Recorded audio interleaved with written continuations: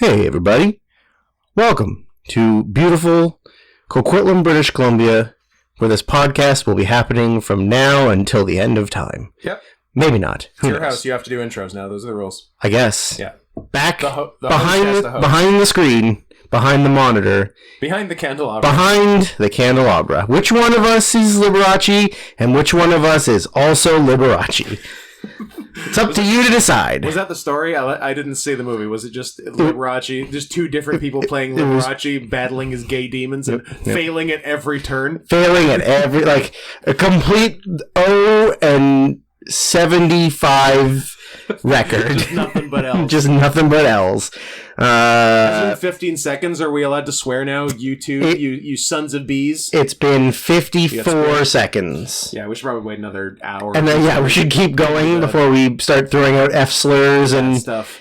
You know what you can say in the first 15 seconds? I hate YouTube is what you can say. Really? Yeah. I did not realize you can say I hate YouTube actively in the first... Are you listening? Susan B. Anthony. founder of YouTube. Susan B. Anthony. What was the other funny thing I heard? Oh, in reference to Behind the Candelabra, was the somebody talking about their favorite movie being Bohemian Rhapsody, and they're like, oh, the movie about the one time Freddie Mercury almost had sex with a woman. True. A very important part of his life. Yeah, huge part of his life. Seminal, you might say. I don't think there was a lot of semen happening. Hi everybody. Who got this semen everywhere? I'm Drew. That's Scott. Hi. This is the worst year of our lives, or sometimes called the news. Also sometimes called the things Scott and I do so that we can just say the things that are inside our heads. Well, but less every time. Unless it's an F slur. Although, did we get demonetized for the C word episode? I can't remember. Well, then maybe we're allowed to say the C word. Maybe we are, but maybe we're not. And by C word, do you mean female genitalia or a man from China? Because they're mad at both. They're literally mad at both. I meant put your hands together. You're a British guy visiting mainland China, and you see a guy who's your friend, but also he's Chinese. So you call him a double C. A double C. Not a bad cup size. Yeah, it's all right. Yeah. Do double C's exist? No, I think it's double D's is the first double, the first right? double is D. Because double C's would just be a D. A D. Yeah. We've moved locations. We're no longer recording in the home of Henson. We're back in the home of Softpaws. I'm trying to think the last time. I think it would have been like best of the decade stuff. Yeah, March 2021. March 1974. 9/11. Nixon was about to resign. We were entrenched in Watergate. I'm not a crook. Civil rights were less than 10 years old. That's and look something. at how far they've come. Less than 1974. Less than 1974. What a time to be alive. Things were like so...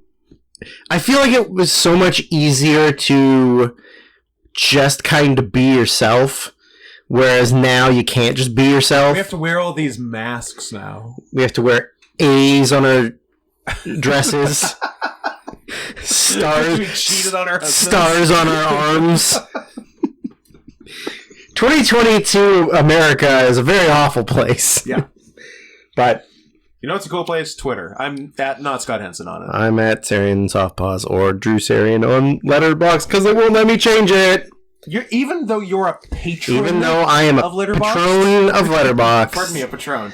I am Alberto El Patron of Letterboxd, and I can hit my wife. I can cheat on my wife with a woman in America and get married to her, then beat both of them. But you do have to wear the Scarlet A if you cheat on your wife. But I do have to wear the Scarlet A.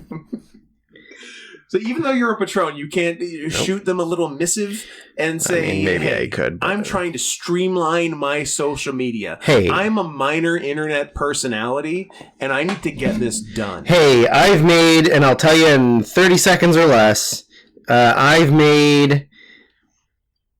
have reviewed over 1,000 movies. It's quite a few. I've diarrheyed almost 6,000 movies. I've diarrheyed almost 6,000 I've diarrheyed almost 6,000 movies. Look. Let me change my goddamn handle. I've reviewed over 1,000 movies. I've had 6,000 diarrheas. I own every Beanie Baby, and I still find time to be gay. Shout out to Nick Mullen as Dracula. So good. I just found out something shocking. The character Tigger. I will let you know that we are within 10 feet of a box full of Beanie Babies that are under my sister's childhood bed. Very nice. Who does she have the princess die? The only one that's worth money. I don't think so. Well, then throw them away. Unless there's a tiger or a snow leopard. Is there a tiger or a snow leopard? I don't think there was. Maybe. No, there had to be. No. Tiger Beanie Baby. Are you also looking up Tiger Beanie Baby? Of course I am. Beanie Baby. There's definitely a tiger. Is there a snow leopard? I don't think so. There's a snow leopard. They made, although it's shit. A way later, like towards the end of making Beanie Baby. It's called Sundar. Sundar. Okay. Somebody get me a Sundar Beanie Baby. Yeah. You know who you are. I think there might be there's India the tiger. Boo. Siberia. Well, Scott, I hate to be the one to tell you. I actually had a couple Beanie Babies, but I only had the ones that I thought were like fun. So I had the moose. Nice. I had the duck. Of course. I think there was like an anteater. You like a corkscrew penis? There was an anteater. Okay. You know what? I'm talking as if they aren't in the box under the bed in the next room. Easily researchable. Should I go get them? Should you go ladies and gentlemen, should I go get the Beanie Babies collection? We're going to do a live unboxing right now. Unprecedented. Hey, while Drew's doing that, did you know that the All Request Spectacular is still, for some reason, open to you people? And even though we're on episode 4 of what looks to be 9 of the request, you can do your part to extend it and make our lives just that little bit worse. But also, there's money involved, so we're still okay with it. So yeah, we're gonna complain about it as if it's a problem, but it's not really a problem. If it was really a problem, we wouldn't be asking. Basically. True. So yeah, if you still want to get in on this fun, you can do so by sending $50 or more per movie request, that is less than 2 hours, to paypal.me/NotScottHenson, and you can be one of the... Actually, we honestly like the latecomer people better than the regular comers, because it's more money. So, and we quickly realized what we should have been charging literally the entire time. But we'll get more into that as we get later in the mix. But yeah, $50 or more. Tips are very much appreciated and encouraged. To paypal.me/NotScottHenson to get in as a latecomer and be recognized as a latecomer as a badge of honor in the All Request Spectacular. You got some toys over I got the box. I got my boy box. There's a bunch in here. Oh, look at all these Beanie Babies. I see a Santa. This is gonna be just Santa? Yeah. Not an animal? Just Santa. It's a Beanie Baby of Santa. What are you talking about? I don't know. Throw it away. Trash. Oh yeah, I had the monkey a capuchin monkey? A capuchin monkey, and I used to put him in my sister. Don't say where you put it. What I used to put in him was my sister had Barbies, obviously, so yeah. I took Ken had like a business suit, sure, and I put the monkey in the business suit, monkey? And he was my monkey lawyer. Love it. Yeah, so I'd carry him around as my monkey lawyer, and then tell people they had to talk to the lawyer first. After you got arrested, there appears to be a dinosaur, whose name is Steve. Toothy. Gay. Okay, maybe take a second pass at that one. There's two different koalas. Different koalas, you say? There's a Mel and Born?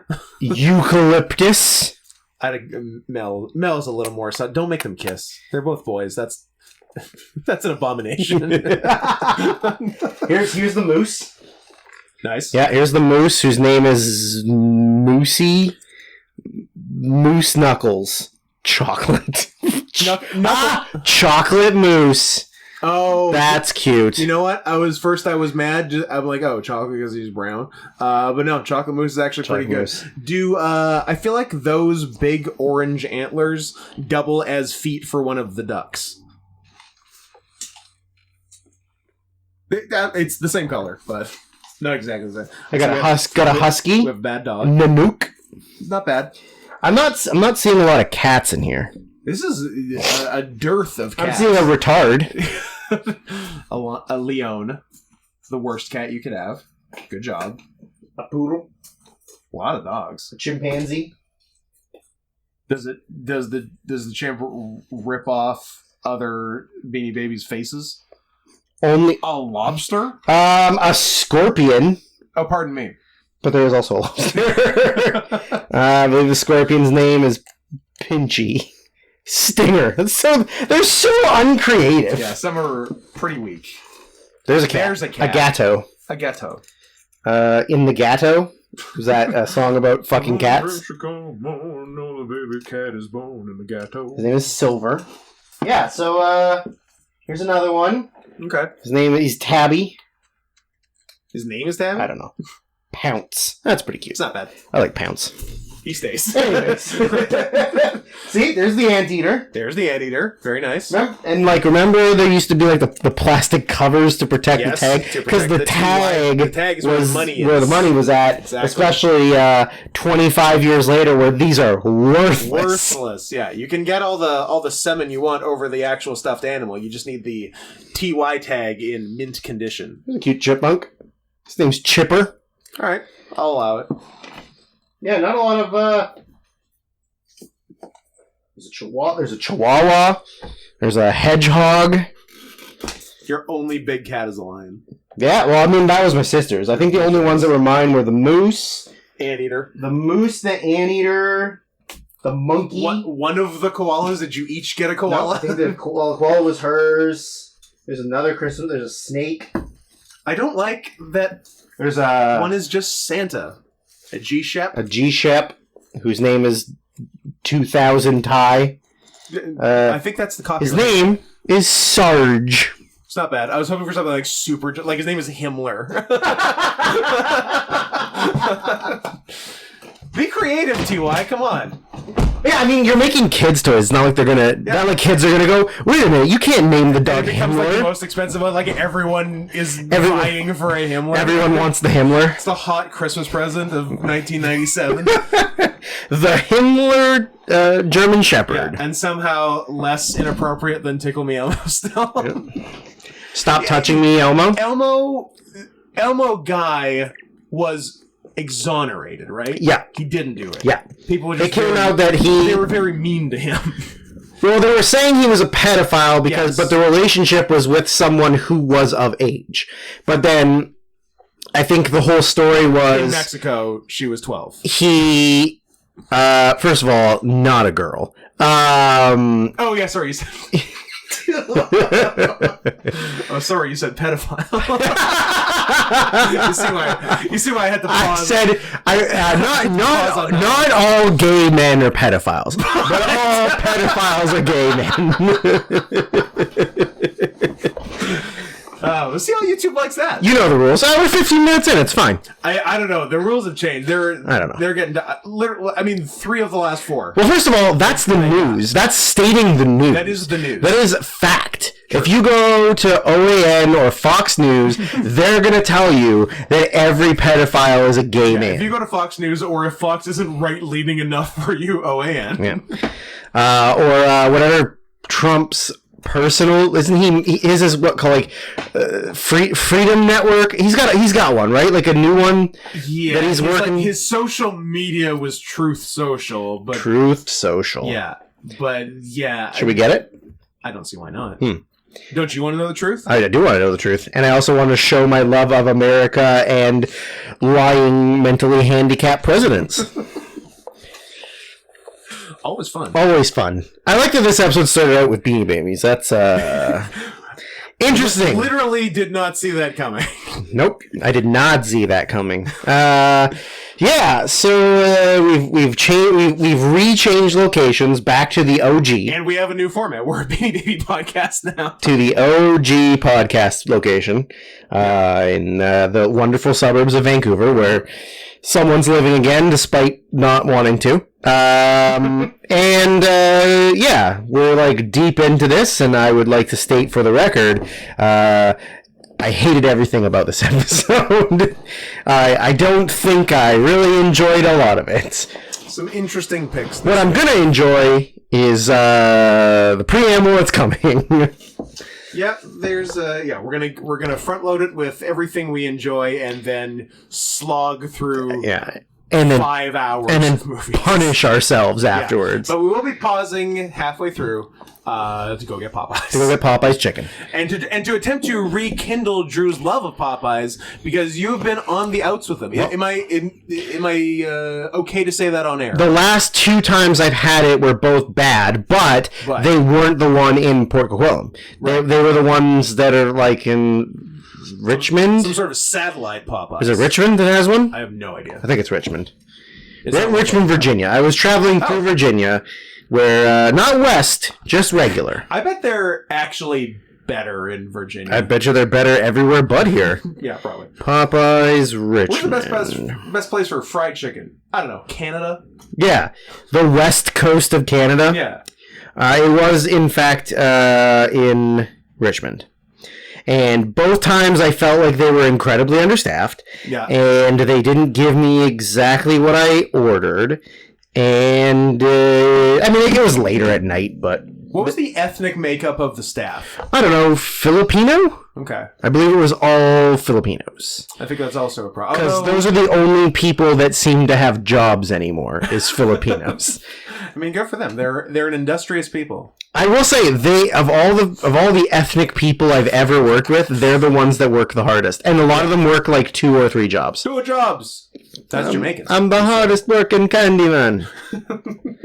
Not the hardest working Candyman. That's Tony Todd. Tony Todd is the hardest working. He's the hardest working Candyman. Yeah, absolutely. What was it for? Hall's Fruit Breezers.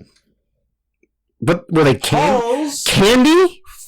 Or they were actually throat lozenges? Drew, here's the amazing thing about Hall's Fruit Breezers. Much like the Jamaican man with 2 jobs, they were a delicious fruit candy, and they had a cooling taste sensation. But they were just candy. I think they were just candy. Like, there's no medication in it. I don't think so. It's not a Hall's that they just made it more candy. No, I think it's Hall's candy, but... which always kind of bugged me about the 2 jobs thing, because the second job was kind of bullshit. The second job was the aftertaste of the candy. Yes, honestly. Because it's not like it's candy and also helps your sore throat. That was not the deal. That wasn't the bargain. It was just they're candy and also they are still candy. You can. I don't know if they're the same thing. But you can still get Hall's Breezers. That's probably the same thing. Drops. Let's get drops. I guess Cool Cherry 25 count pack of 6. You can buy them on Amazon for $4,700. I don't know. It doesn't actually say a price. Maybe because it says currently unavailable. Sad. Maybe but there's other ones. Is this one available? Is there a... I believe there's a murder going on outside? Well, I don't know if it's dogs or it's raccoons fucking. It sounded... it might be some coon action. Shh. It's fine. Holy shit. It's fine. You can go to the Hall's website and they have them listed, but you... I don't know what's happening. That's something out there. Something's trying to kill something out there. You can get raspberry, you can get strawberry, or you can get sugar-free strawberry. Cool. Go fuck yourself, Halls. Yeah.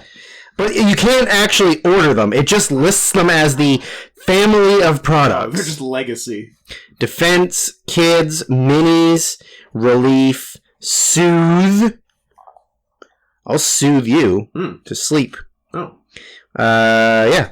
Anyways, I wish that we could get Breezers. If anybody's got access to Hall's Breezers. Hall's Breezers, yeah. Unless they're sugar-free, in which case, go fuck yourself. Go fuck yourself.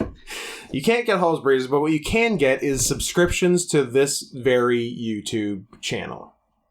You can go to this channel. Maybe you're already here. A lot of you are. Wow. I'm watching. Bizarre. Daddy's watching. YouTube.com/@NotScottHenson. And click the old join button and join at the subscription level that is... No, I was going to say the subscription level that is comfortable to you. Go one above what is comfortable to you. If you're thinking, I'm comfortable at 10, go 50. That's the right way to do it. Subscribers at $10 or above get the early episodes, which is probably going to be... but if you're listening, if you're an early episode getter, you're probably getting a lot of content tonight. Because if I get everything done on the Friday, then you're getting part 1 of this, part 2 of this, and the New Japan Wrestle Kingdom review, all at once at a probably very early hour Friday night, Saturday morning. So you're welcome. Greedy. And the rest of you get part 1 Saturday, part 2 Sunday, New Japan Monday. Greedy. You're all greedy. You're all greedy. You're greedy little pigs. Greedy little pigs. And speaking of greedy little pigs, also for members, we have our best person, Caraxa Collins, on the job, going to make both custom subscription badges, which change as you're subscribed for longer. There's like, I don't know, 1 month, 2 month, 4 month, 6 month, 12 month, something. So stay subscribed for a while and get cool new badges beside your name and all the comments and whatnot. And also in the comments, I think Caraxa is going to... because you can also do custom emotes that you can use in comments, and should we ever do something live in live chats. So that should be fun. If y'all have ideas for what any of those things should be, let us know. And if it's drawable, then Carax can maybe do it. Drawable. And that's that. What else is going on? Did you know I'm on Cameo? Has anyone told you this, Drew? I'm on Cameo. Never even heard of it. I'm now here's I may be shooting myself in the foot business wise here, but I'm gonna play a cameo I filmed this very morning, in my bathrobe. That was requested of me. I don't think I need to set it up too much. It's all fairly self-explanatory. But if you get a cameo at cameo.com/scoot, this is the kind of business you can get. So here we go. Hi, Scott here with your morning movie review. And today we're looking at Avatar 17, The Way of Water, which as of this recording has made over $100 in theaters. Now, full disclosure, cards on the table, I haven't actually seen the movie, and perhaps never will, because who gives a shit? But that shouldn't stop us from giving a good review here. So we find ourselves back on Pandorum. Pandorum was like a different movie, right? It was with like maybe a Ben Foster in it, something like that. Nice. So Dennis Quaid. Avatar one is Pandora, right? Yeah, we're going with that. So we're back on Pandora, and we've mined all the unobtainium, but now we've found new adamantium deposits in the world, which is of course setting up for Avatar 18, The Way of Wolverine. Yeah, made myself laugh. and of course, that means the army is back with all the bad guys in it, and now they're calling the Na'vi the N-word. So that's causing understandably, a lot of tension. But the twist is the new Colonel, Stephen Lang out, Elliot Page in. And who's going to get mad at Elliot Page for calling blue guys the N-word? I mean, that's a sticky wicket right there. So it goes on like that, deals with a lot of complex social issues. They, of course, eventually murder Elliot Page and save the adamantium for the X-Men crossover next movie. I think James Cameron did a really good job of pandoring to the absolute lowest common denominator, so that to maximize the audience for the movie, to make back the $2.12 billion it cost to make. I thought that was rather ingenious, actually. The movie was very purposeful and atmospheric, and I'm giving it my lowest rating ever, 7 thumbs up. Yeah, as a free Avatar 2 review right there. And I definitely wasn't making fun of anyone who says purposeful and atmospheric too much. Did you intentionally make reference to Elliot Page because he's in the X-Men movies, or did you completely forget about that? Happy accident. Oh, okay. Who's Elliot Page? Jean Grey? Kitty Prime? Prime? Kitty Prime? Optimus Prime. Optimus Prime. Kitty Pride. Whatever. Which is what we have. Yes. Yeah. We are proud. We are Irish kitties. Yeah. So yeah, if you want some dumb bullshit like that, cameo.com/scoot. What a dumb thing to pay for. Truly a stupid thing. Truly the stupidest thing to pay for. But I appreciate it. And guess what else? As of, I don't know, like 1 a.m. this morning, we have a signed contract with Manscaped.com. Gee, that only took 3 fucking weeks. At least. Yeah, communication, not everyone's strong suit, not naming any names, even though I want to name names. Especially for a professional company. Yeah, for like a real company that advertises on real podcasts, and then also us. Well, that's what happens when you think that we have a bigger audience than we do.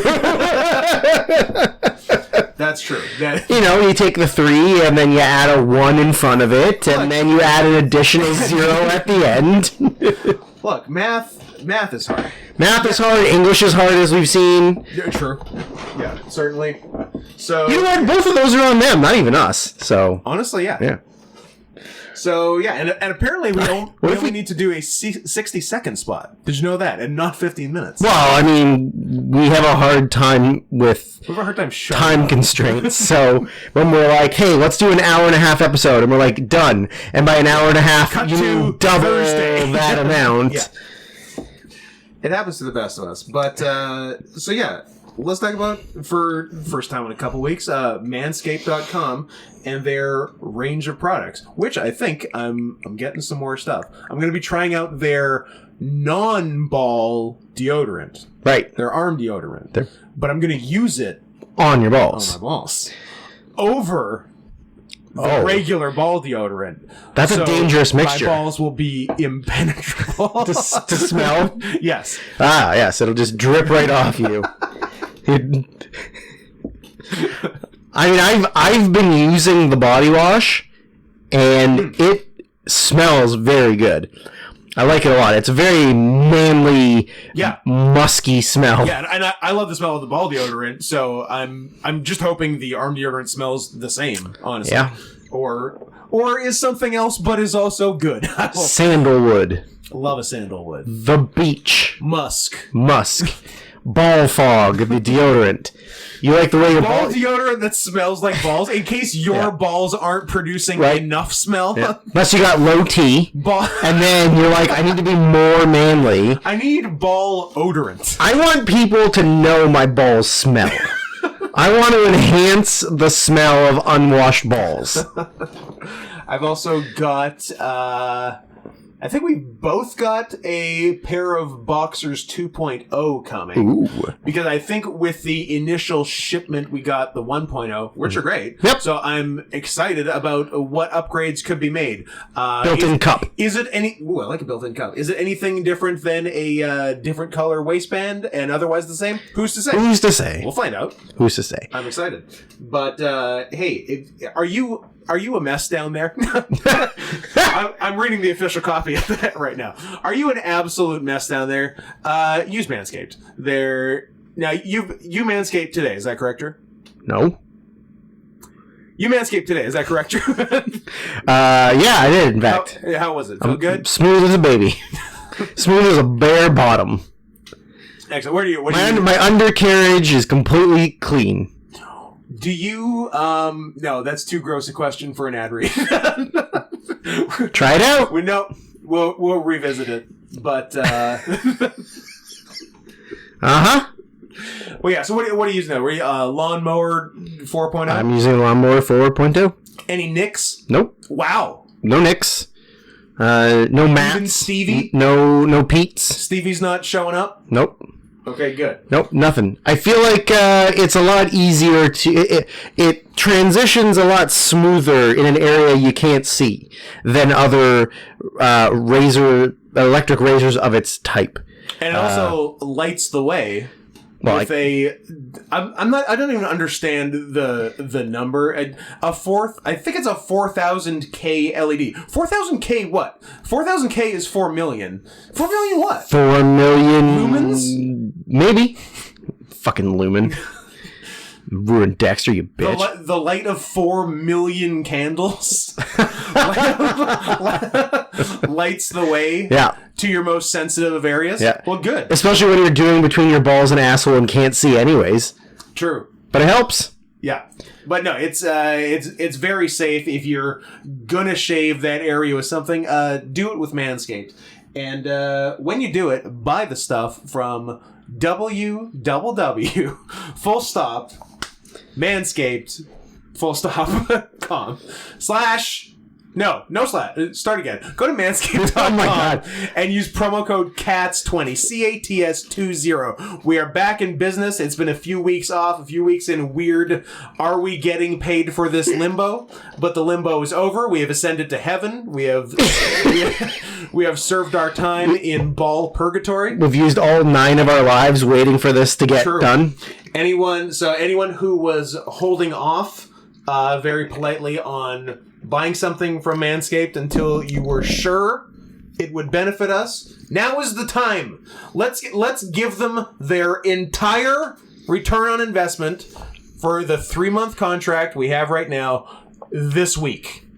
So they sign us to just something ludicrous. I want Bobby Bonilla money. We want Bobby Bonilla money. I want Manscaped we want to pay me. not work for 35 years and keep getting paid. I want Manscaped to pay us $1 million a year for the next 45 years. Until we're dead. Even though we stop doing the podcast after 8 more years. Yes. And then there's an 8 years. 8 years. And there's an additional 37 years of them paying us $1 million a year, even though we haven't played baseball since 2011. Nor stood up since 2019. Yeah.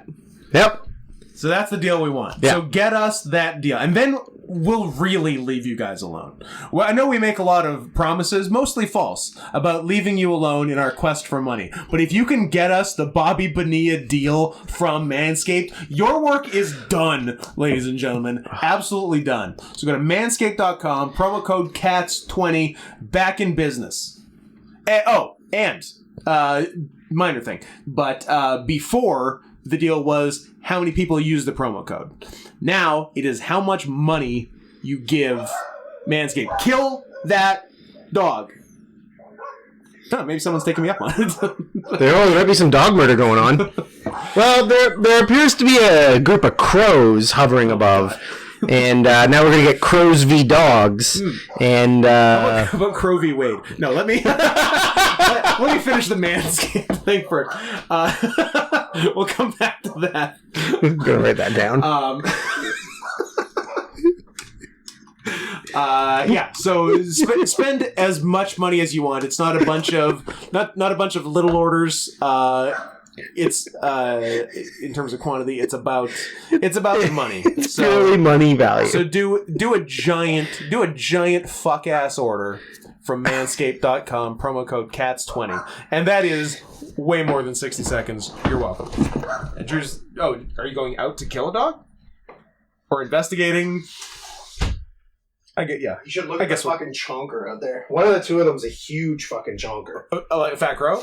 No, dog. Fat dog. I'll check out a fat dog. Crovey wig got me real good. Like that was. You were having a time. Don't knock over the water. I'm very careful. There's no dogs. They tricked you. What? Damn. Maybe they got him back in the house before you got up. Were there ever any dogs? Well, what's a dog really? I don't even know what's real anymore. Am I real? Is I this don't real? know. I wonder, are we doing a fight club? Are we doing a fight club? Which one of us is real? I'm probably the cool Brad Pitt one, so I guess you're real. Okay. I guess I'll be the neurotic, the neurotic. You're Meatloaf. I'll be Helena Bonham Carter. She wasn't that, wasn't she? Yeah. A rare, A a rare movie role that she got on her own accord and not from Tim Burton. correct, but also they're not married anymore. So Oh, really? Nope. So now he has to still cast her in franchise stuff against his will when he makes Alice in Wonderland 12. Yeah, I guess. I don't know how many movies he's still making. Big Eyes 2. I guess. I mean, he's doing He's doing all the bigs again. Wednesday. Oh, is he? Yeah, I guess that yeah. looks like something. Yep. It looks like something he would do. I saw, not to get off topic, but I mean, I guess it is still Wednesday, that a bunch of people have been really mean about it, because if you look at the history of the Addams Family, and, it's all these, more handsome men playing Gomez, but in the original, comic or whatever, Yeah. store, he's a creep. He's a creep and he's pug fugly. Yeah. So then, of course, they cast Luis Guzman, and everybody's like, "Oh, why did they make him so fucking ugly and fat?" He's no Raul Julia. Raulia.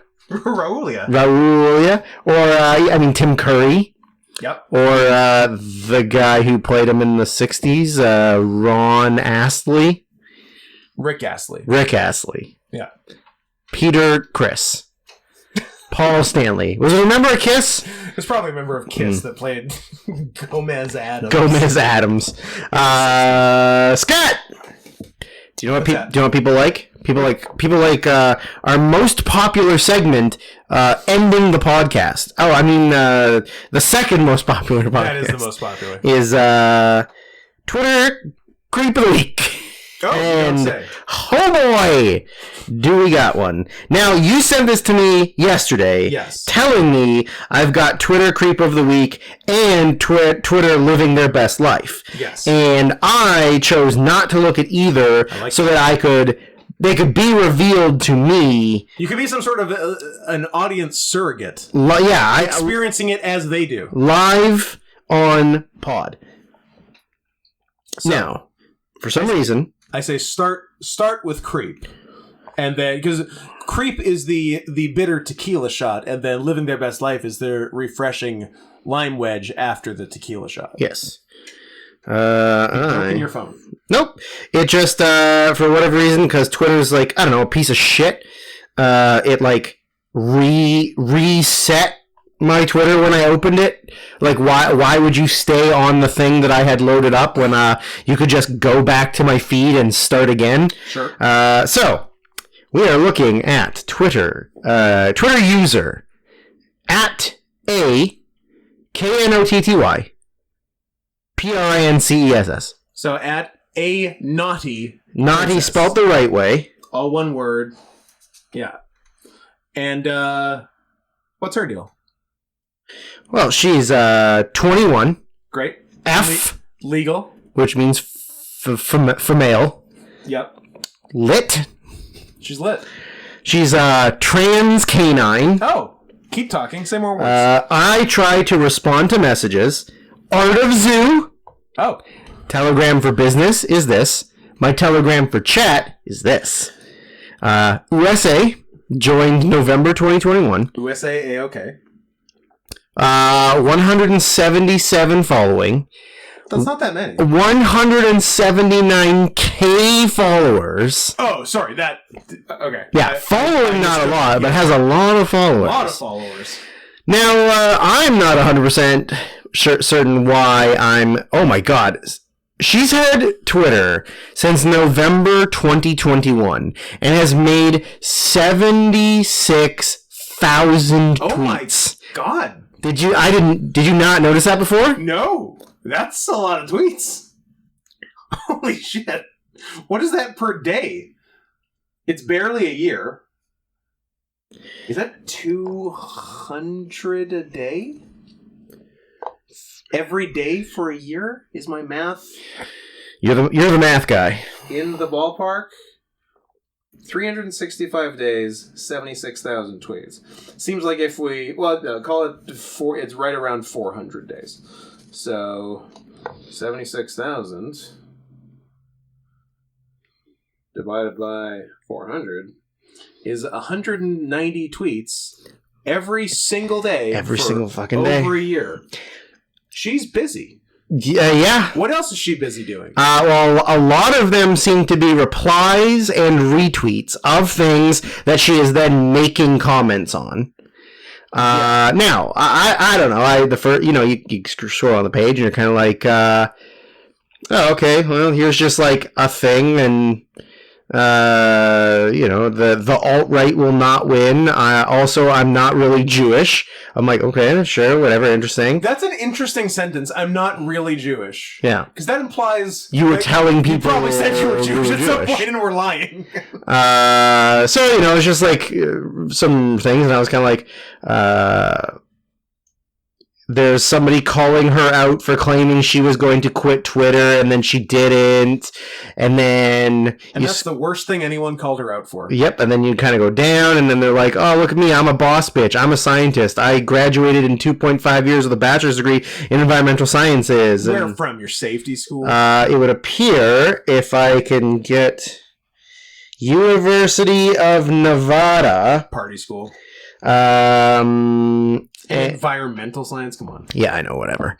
And then you got, I'm going full-time to Facebook. I will give this account away to another LGBTQIAX person. Only they understand the battle we are faced with.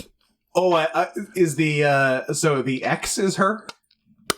So I don't know if she's any of the rest of those things. I don't know. She left a link to her Facebook page, her actual real Facebook page, which I think is bold. Which is crazy. Which is truly crazy. She studied at Florida State University. She lives in Orlando. She's from San Francisco. She works at Instagram, according to this, but that doesn't mean shit. Sure. Okay. 2 days ago, I'm dog sitting for a friend and also cosplaying as Red Riding Hood. It's probably my last day on here, so I will say I'm sorry to everyone I offended. But also, a lot of you act like I'm not someone's daughter, and I hope you can all ask God for forgiveness one day. You're like, interesting, okay. It's interesting she's bringing God into it based on what she does. Yeah. So then here's somebody posting... If you missed it, Naughty Princess had sex with her dog, saying she is trans canine. Now transgenders are coming out to offer support and say animals can consent. Oh! That's not where I saw that. Yeah. Okay, but yeah, I'm coming out as transgender. I haven't talked about it because I'm not ready to reveal too much about myself, but it's time to come out. And then she replies to that person, we spoke years ago in a WW chat on Facebook. Holy shit, I just remembered you. It all comes back to me. That is cool as hell. I haven't seen you in ages. How have you been? Also, blah, blah, blah, blah. And then she goes, please, Zoo community, show her some love and support. Show her we're here. Don't let assholes bully her off the internet. Hashtag Zoophiles. Hashtag Zoo Pride. Hashtag Zoophile. Hashtag Zoo Positivity. Hashtag Zoo Positive. Are any of those positives spelled P-A-W-S? No. If not, missed opportunity. They are not. Then her response is, non-human animals can consent. I can explain why if you're up for it. Then should I? All right, I'm up for it. Should I leave Twitter? A lot of people say I'm their hero, but their asses are only showing love in my inbox, and I'm on the verge of tears from how people are treating me here. I will leave if you vote me to, because I'm sick of isn't this. the consequences of my own actions. And then her reply is, of course the trans and LGBT community would show me support. I'm trans, and I literally knew trans from years ago. You are just mad because trans canine is a thing, and dogs get more pussy than you ever will.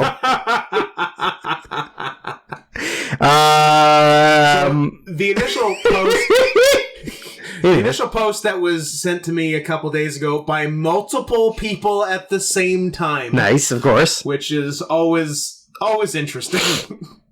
Was posted by her 3 days ago today, so 4 or 5 days ago when you're listening to this. It's a picture of her. She's got like sort of like an over the eyes masquerade type mask on. Dog ears. Paw socks, which I very much want, but only Instagram whores can get them for some reason. Well, there's only one answer to that. Become I fear the most. You know it. An Instagram whore. And she's wearing sort of like lacy lingerie along with her thigh-high paw socks. And covering now don't worry that you can't see the lacy lingerie is not too revealing because she's sitting on a bed. I believe she's also wearing a tail. She's sitting on a bed and covering anything that lacy lingerie might reveal on the downstairs is 1, 2, 3, 4, 5, 6 animal dildos of varying colors. Bad dragons, as they were. I think they're bad dragons, although a couple of them for sure. A lot of other people are getting in the game these days. Yeah, that's true. But we got a couple tentacles, couple. I see kind of a barbell. There might be a kitty cat one in there, and then I guess some dog stuff. And accompanied with this picture is I have made a decision to come out. As we know, humans are complicated and intelligent beings. We aren't always simple. I have been with 6 dogs this past year and only 2 men in my entire life. I am trans canine. I just want friends and a crowd that accepts and loves and cherishes me. And should that be so much to ask? Yes, you creep, stop fucking dogs. Yes. I found the post where she says she's Jewish. Oh, sweet. Okay, I wasn't joking. Look at my face. I'm Jewish. You guys... look at me. You guys doxed me. You know my name is Jewish. I am one of God's chosen. That's why nothing a Gentile can say to me will ever hurt me. What exactly did God choose them to do? Okay. Clean. Nope, I'm not gonna say that out loud. Then she said, imagine God having a specific chosen group of people, and someone who isn't a part of that chosen group try to tell you something. And then some guy replied, God created all men equal. God did not elevate one group over another. The Jews were actually chosen by Satan, hence the synagogue of Satan that Christ warned humanity of. Hence Jews leading every radical degenerate movement that has brought humanity further away from God. And she replied with, you can't be serious. Have you ever read the Bible, Talmud, or Torah? God made Jews his chosen people. We're elevated. This isn't hard to understand. Some people are chosen by gods, and others are not. Hate to be the latter. And then, days later, I'm not really Jewish. I like that. I like that for her. Yeah, I was really hoping that there'd be some more I fuck dogs stuff. Asking shall receive. Well, 15 hours ago, she made a tweet, a poll. I noticed a recurring comment on my Twitter simply asking me to stick to humans. So if I just do that and just stick to human males, would you all want me to stay on here and even perhaps be my friend? I'm so lonely and miserable in this world. And then the poll is, stay on Twitter, no dogs. No, still go, we are mean. I'm gonna vote... No, still go, we are mean. Because it means she gets to keep fucking dogs. Yeah. And that's winning. Correct. So, the zoo files are winning, ladies and gentlemen. Yeah. For every dog penis that enters her is one more L for the libs. Yes, Right. correct. But yeah, she is an interesting young woman. Here's another one that's just a poll of her. Should I leave Twitter? We love you. Stay. I'm gonna go leave Twitter. It's winning. I was just wishing that there was more. I don't know. Maybe should I go to her Telegram? I mean, we could both go to her Telegram and be her friend on Telegram and see what she says. We should be her friend on Telegram. No, we've already had enough bad experiences. We should. Oh, it is a group thing that you can pay to watch her do porn. Look, there's her with a male man human penis. So maybe she's lying. I hope she's not a liar. Maybe there's some bad dragons. Oh, there's some links, and I don't like it. I don't think I care for what is happening right now. Uh-oh. Somebody sent her $25 for something. When are these? These are from today. These are from today. There are 2.8 thousand subscribers. Yeah. That's a lot of people that are interested in watching this girl have sex with dogs. Because that is the only reason why you would subscribe to this. Oh, very much so. Oh, I guess. But I guess you can't just straight up post. I guess not. Coward ass Telegram. Is this from January 2nd? That channel created January 2nd? So this is all brand new. And it has nearly 3,000 subscribers. That's completely insane. In 3 days as of this recording. And then then she posted a new chat link. Oh, I see.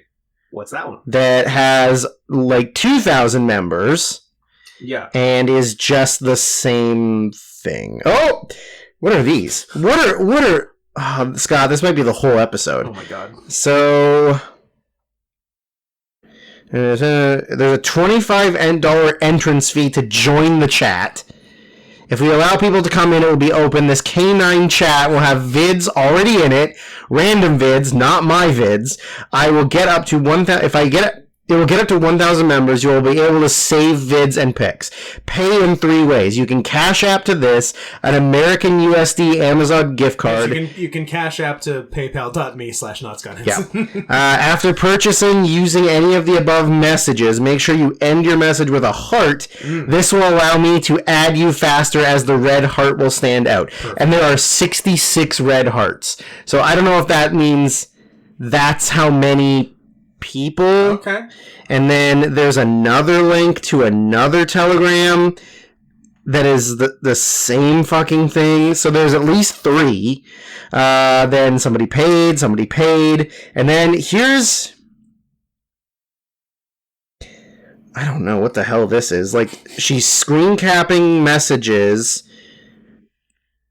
Oh, she's screen capping messages to prove that people are paying for it. Like, I guess to like say like, listen, everybody, this like people are already on this. And then there's some videos and stuff, but they're like, it's all within the last 3 days. Everything. Then she says down here, I will no longer accept Amazon. My account went down. I think the cards coming from so many different people flagged it. I will accept American Apple cards, Uber cards, DoorDash cards, must be American USD. Then today, group went down again, but because the keywords I had people use Cash App, Apple, Amazon, I can search that and just add everybody back. This time I'll re-add everyone, but in the future, only those who purchased the lifetime re-ads for an additional $25 will be re-added. So what she's saying is, if it goes down and you get booted out, if you didn't pay the $25 to be re-added, I take your money or your gift cards, whatever, and you're fucked. Get out of here. And given that this chat is 3 days old, I'm guessing they go down a lot. It seems like it. Which is funny. I wouldn't put Telegram as a, like, you know, lots of people are supervising what's happening on Telegram. Yeah. That, like, they probably don't have a high volume of people going like, there's bestiality porn in this. We better get it out of here. They're like completely oblivious to like, well, ISIS is back on. Well, you know what? ISIS is back on and they're fucking dogs. Yep.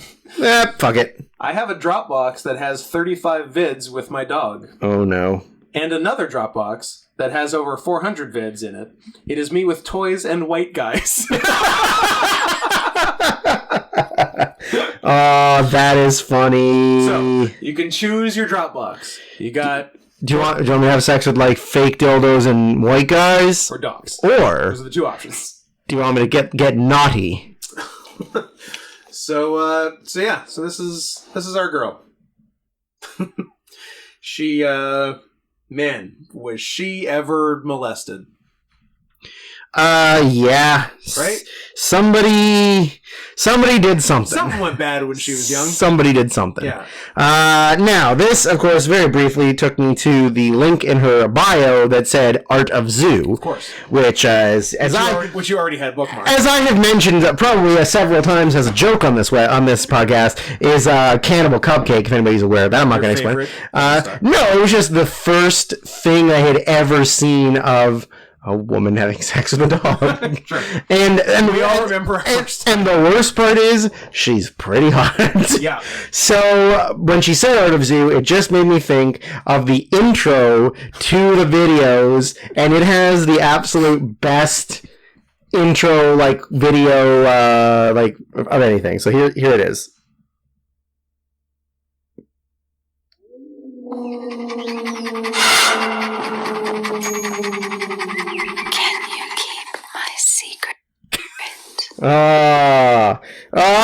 Can you keep my secret? With a howl and panting. Can you keep my secret? Jesus. It makes me think of Brittany Murphy from I'll Never Tell.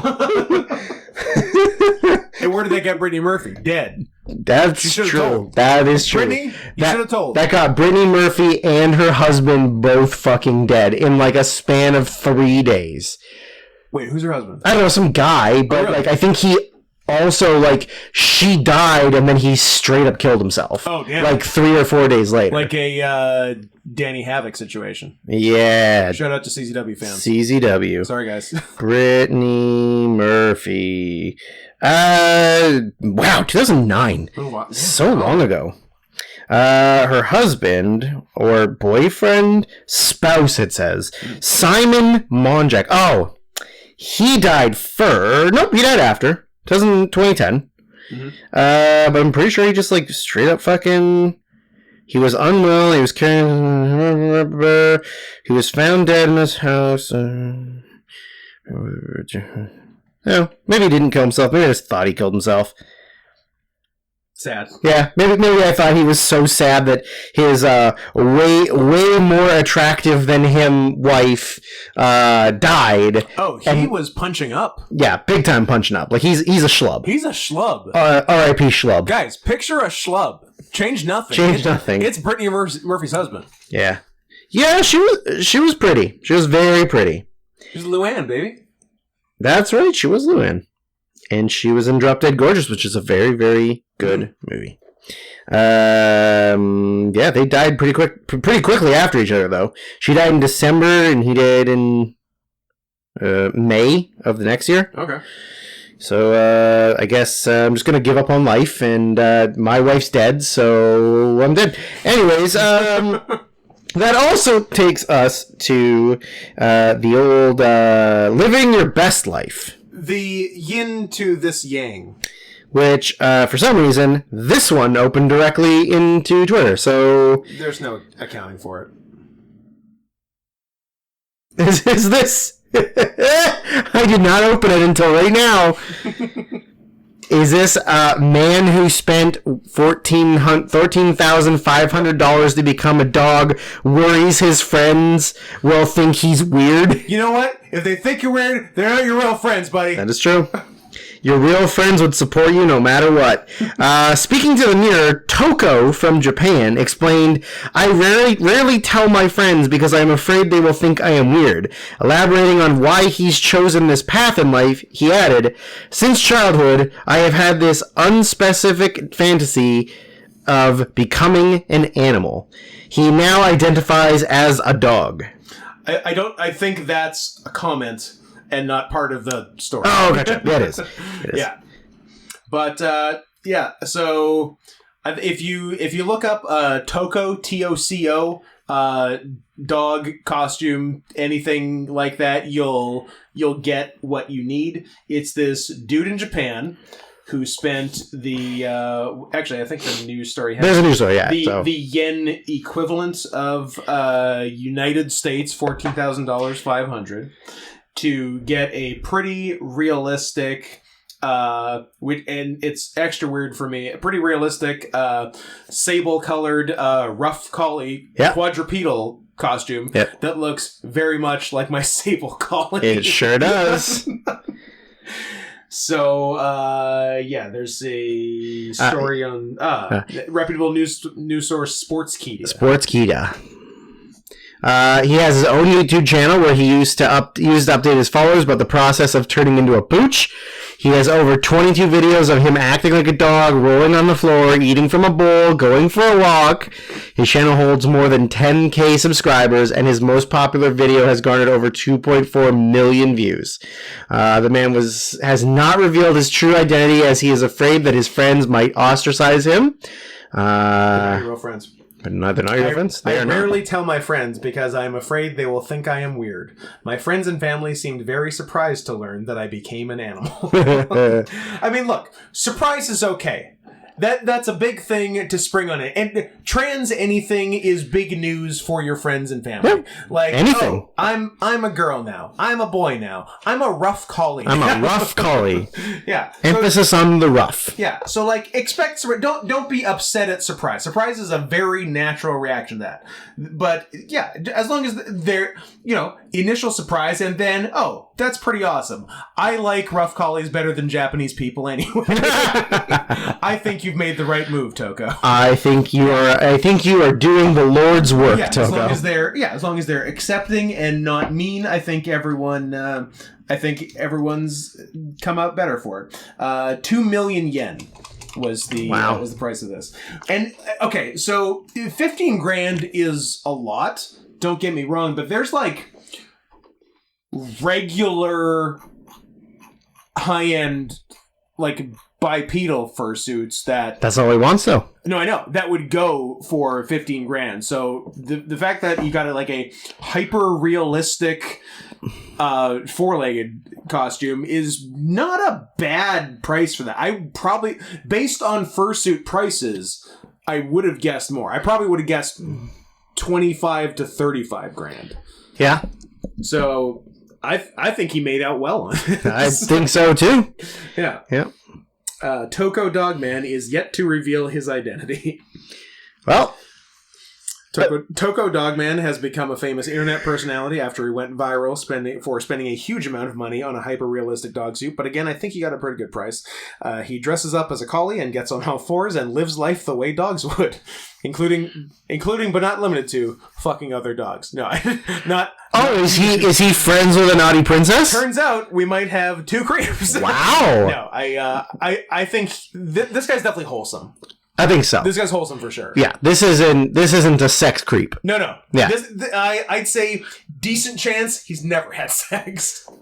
I would concur. Yeah, I think almost exclusively no sex for this guy. Yeah. No sex as a dog for this guy, and she's had exclusively sex with dogs. But if we get them together, maybe he can lose his V card to her. Maybe. As a dog. Maybe. Yeah. Maybe. It's worth introducing. I mean, she's only had white guys before, so not Asian dogs. But she's had plenty of rough collies. Yeah, that's true. That's true. So shouts out to Toko. Toko. Our Twitter living their best life of the week. But yeah, look up Toko Dog anything, and you'll get what you're looking for. It's a feel good story. It's our human interest story of the week, but dog interest. So yeah, that was the yins and yangs, the ins and outs of being and or fucking dogs. I like it. I like it a lot. There's one thing I'd like to do.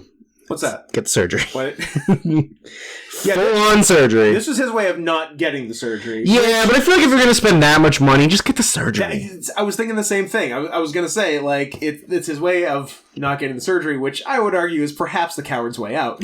Yep, that is true. I mean, the surgery is painful, so... Not if you have enough opiates.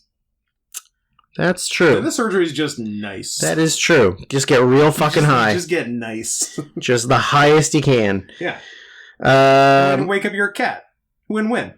Win-win. I would love to be coming down from opioids. And then, once I gather my bearings, I'm like, oh, cat now. That's pretty cool. What'd you find? I found more. She made a post that said, are you going to load, or are you going to tell me that... Okay. The only thing I miss since coming out as trans canine is church. I'm not allowed to go back... What a great sentence. I'm not allowed to go back to the building. How can you ban someone from God? The Bible tells you not to do that. Sarah and Adam, I've missed you guys, but honestly, I'll just convert to Islam. They will accept me. I don't know what that implies. Yeah, I don't know either. First of all, I got banned from church, not synagogue, to be clear. Yeah. Fake Jew. Fake Jew. I got banned from church for fucking dogs. So I'll just convert to Islam. Fake wolf, fake bear, fake Jew. That's great. We have fun. We do have fun. We have fun. How are we doing preamble-wise? Probably pretty good. Oh, like an hour and 6, and we haven't even started movies yet. Yeah, we're definitely only doing 3 on the first half. Yeah, for shiz, my niz. Yeah. I feel like you found more things. Oh boy. She is hanging. She is fully mentally insane. You don't say. It's my body, my choice, right? True. If I choose to have an innocent baby murdered, if I extinguish a life, you'd all have my back and cheer me on as I destroyed that growing life. Okay, okay. Yeah. Let a dog lick my clit, though. It's World War V.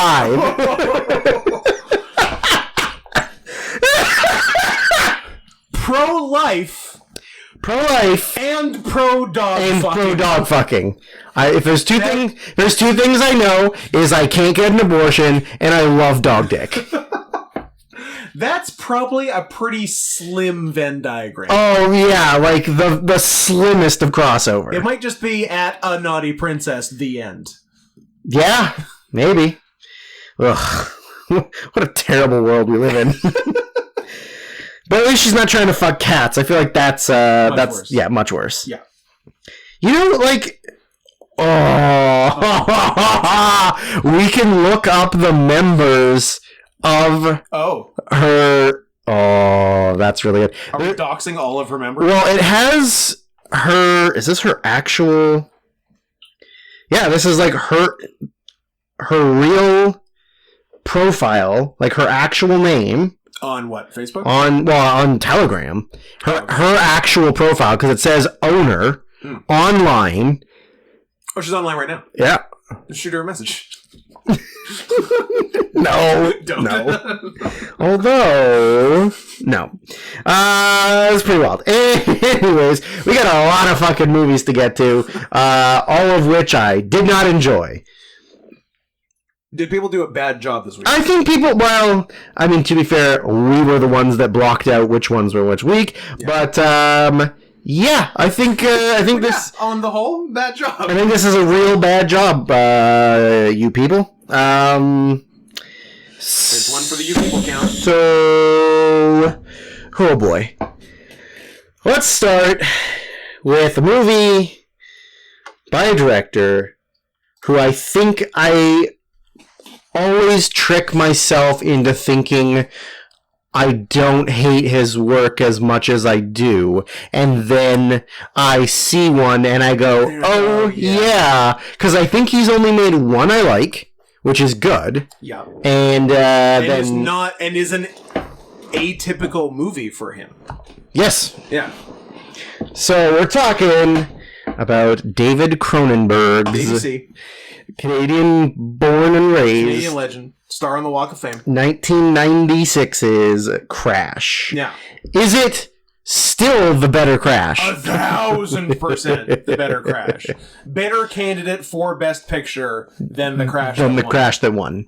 That nobody saw or liked. No.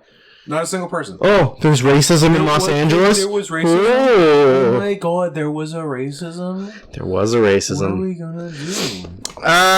Man, this fucking movie. First little piece of trivia is that David Cronenberg's agent thought that directing this movie would ruin his career, and he begged him instead to direct the Independence Day. Demi Moore, Alec Baldwin movie, The Juror. Was the juror in the city or the country? The country? Oh, so it's a rural juror. Rural juror. Which he had been offered to direct. I thought Jenna Maroney was in that. That was Jenna Maroney. Yeah. Which is, so Cronenberg got offered to direct The Juror. Okay. And chose not to. And he declined The Juror, made this film, and fired his agent. Nice. Boss move. But honestly, say what you will about the movie, it's more memorable than The Juror. I was like, The Juror. I feel like that's one of those like random mid-90s like dramatic movies, and I was like, who's in it? I'm like, I don't know, like Julia Roberts. And then I looked and I was like, Demi Moore. Close enough. Same thing. Yeah. So I don't know. This movie is about a group of people who creeps. I don't think I wrote down. There's an actual term for it. I think it's pedophiles. No, we've already done the pedophile talk for the podcast. Zoophiles. We've also already done the zoophiles talk for the podcast. I feel like we've covered all the files. We've covered the files. We can put them back in the filing cabinet. Nice. There is an actual somebody listening to this is screaming. Yeah. The name because they are one.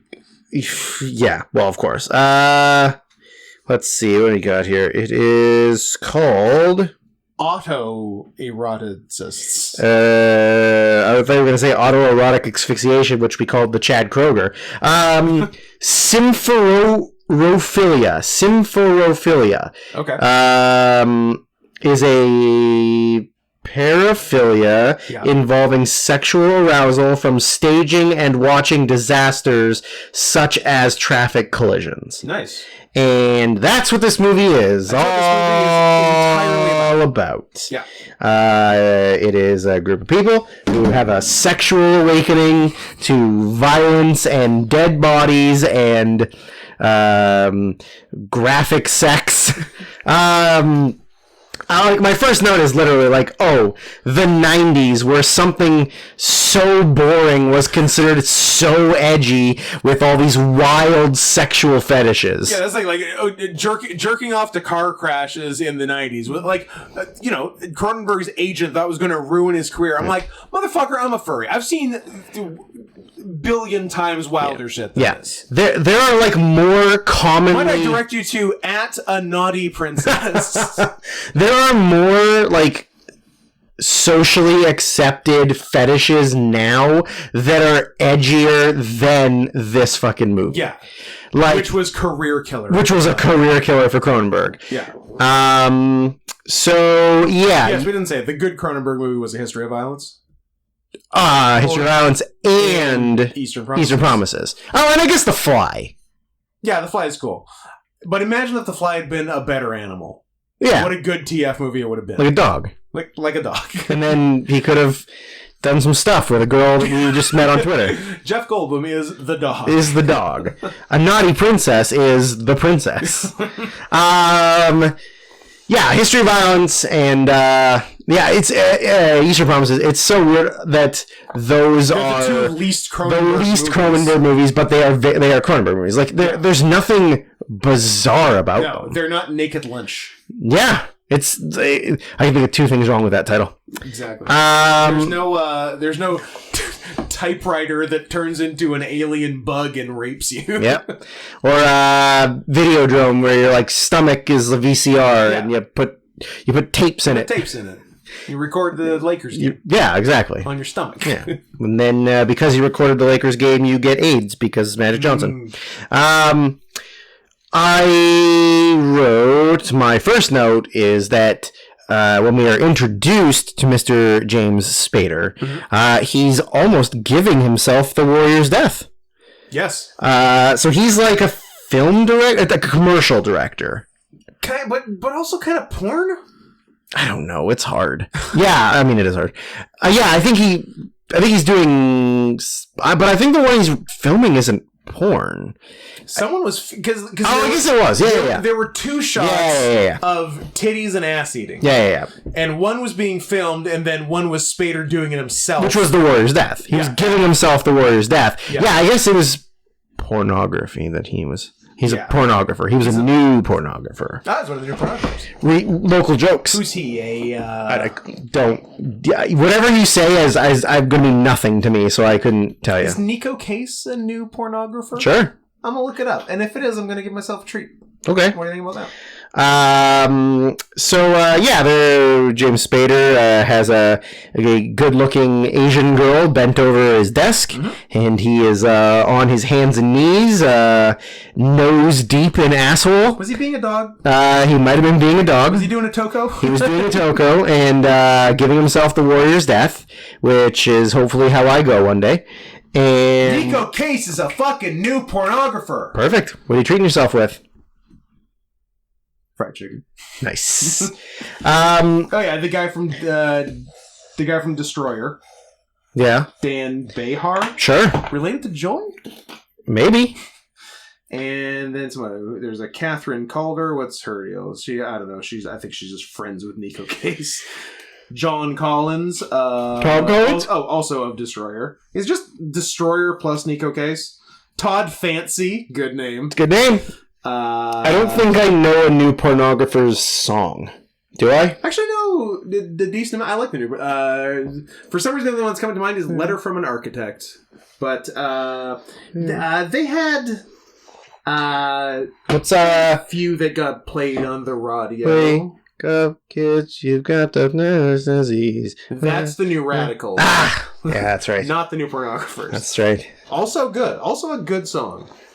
What about never gonna get me, and never met me? I know the name. I'm just singing it. Never does. I'm not sick, but I'm not well. I'm going to hell because I fuck dogs. Is that Flagpole Sitta? It's Flagpole Sitta By Harvey Danger. Harvey Danger. Of course. Who the fuck is Harvey Danger? It's Harvey Danger. Right? And there's like so many of those random people. Like, who the fuck is Huxley Workman? Oh, yeah. You remember, was it Jealous of Your Cigarette? Yeah. So weird. Oh, yeah. He had another one, too, that was like a lot more sexual. I don't remember. What about, what was the new pornographer's, One you'd know if you know any. Yeah. Is it's called Your Hands in Brackets Together. That one actually charted, and I'm trying to remember how it goes. I'm gonna play it for myself. Oh, okay. I was gonna say, don't do it, because that's a good way to get us demonetized. Sure is. Why didn't you just come up? I don't come. That's why. Oh, okay. Well, that's... You told me not to come, so I'm not gonna come. Do not come. Do not come. Do not come. I'm gonna come. Your hand. Why can't I... I'm pissed that I can't remember the tune. I don't know if I've ever heard it. We'll just have Just play it away from the microphone. It's not going to be heard vocal enough that they're going to be like, strike it! They're playing new pornographers like in the next room. What the fuck is YouTube music? Take me to regular YouTube. Shut up! New pornographers. This is the most painful thing I've ever had to sit through. Why are you struggling? I'm so mad. I didn't know there was a separate YouTube Music. Couldn't tell you. Music.youtube.com. Is it like Vivo? Yeah, you know this. Give me the chorus.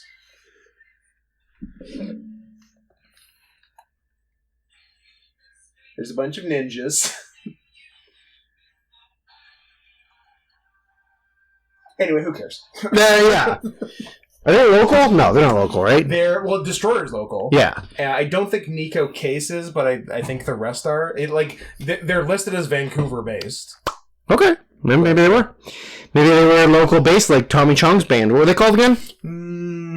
Anyways, even this far into the pod, that's a tough. Just look up Tommy Chong's band's name, and you'll understand why we can't say it.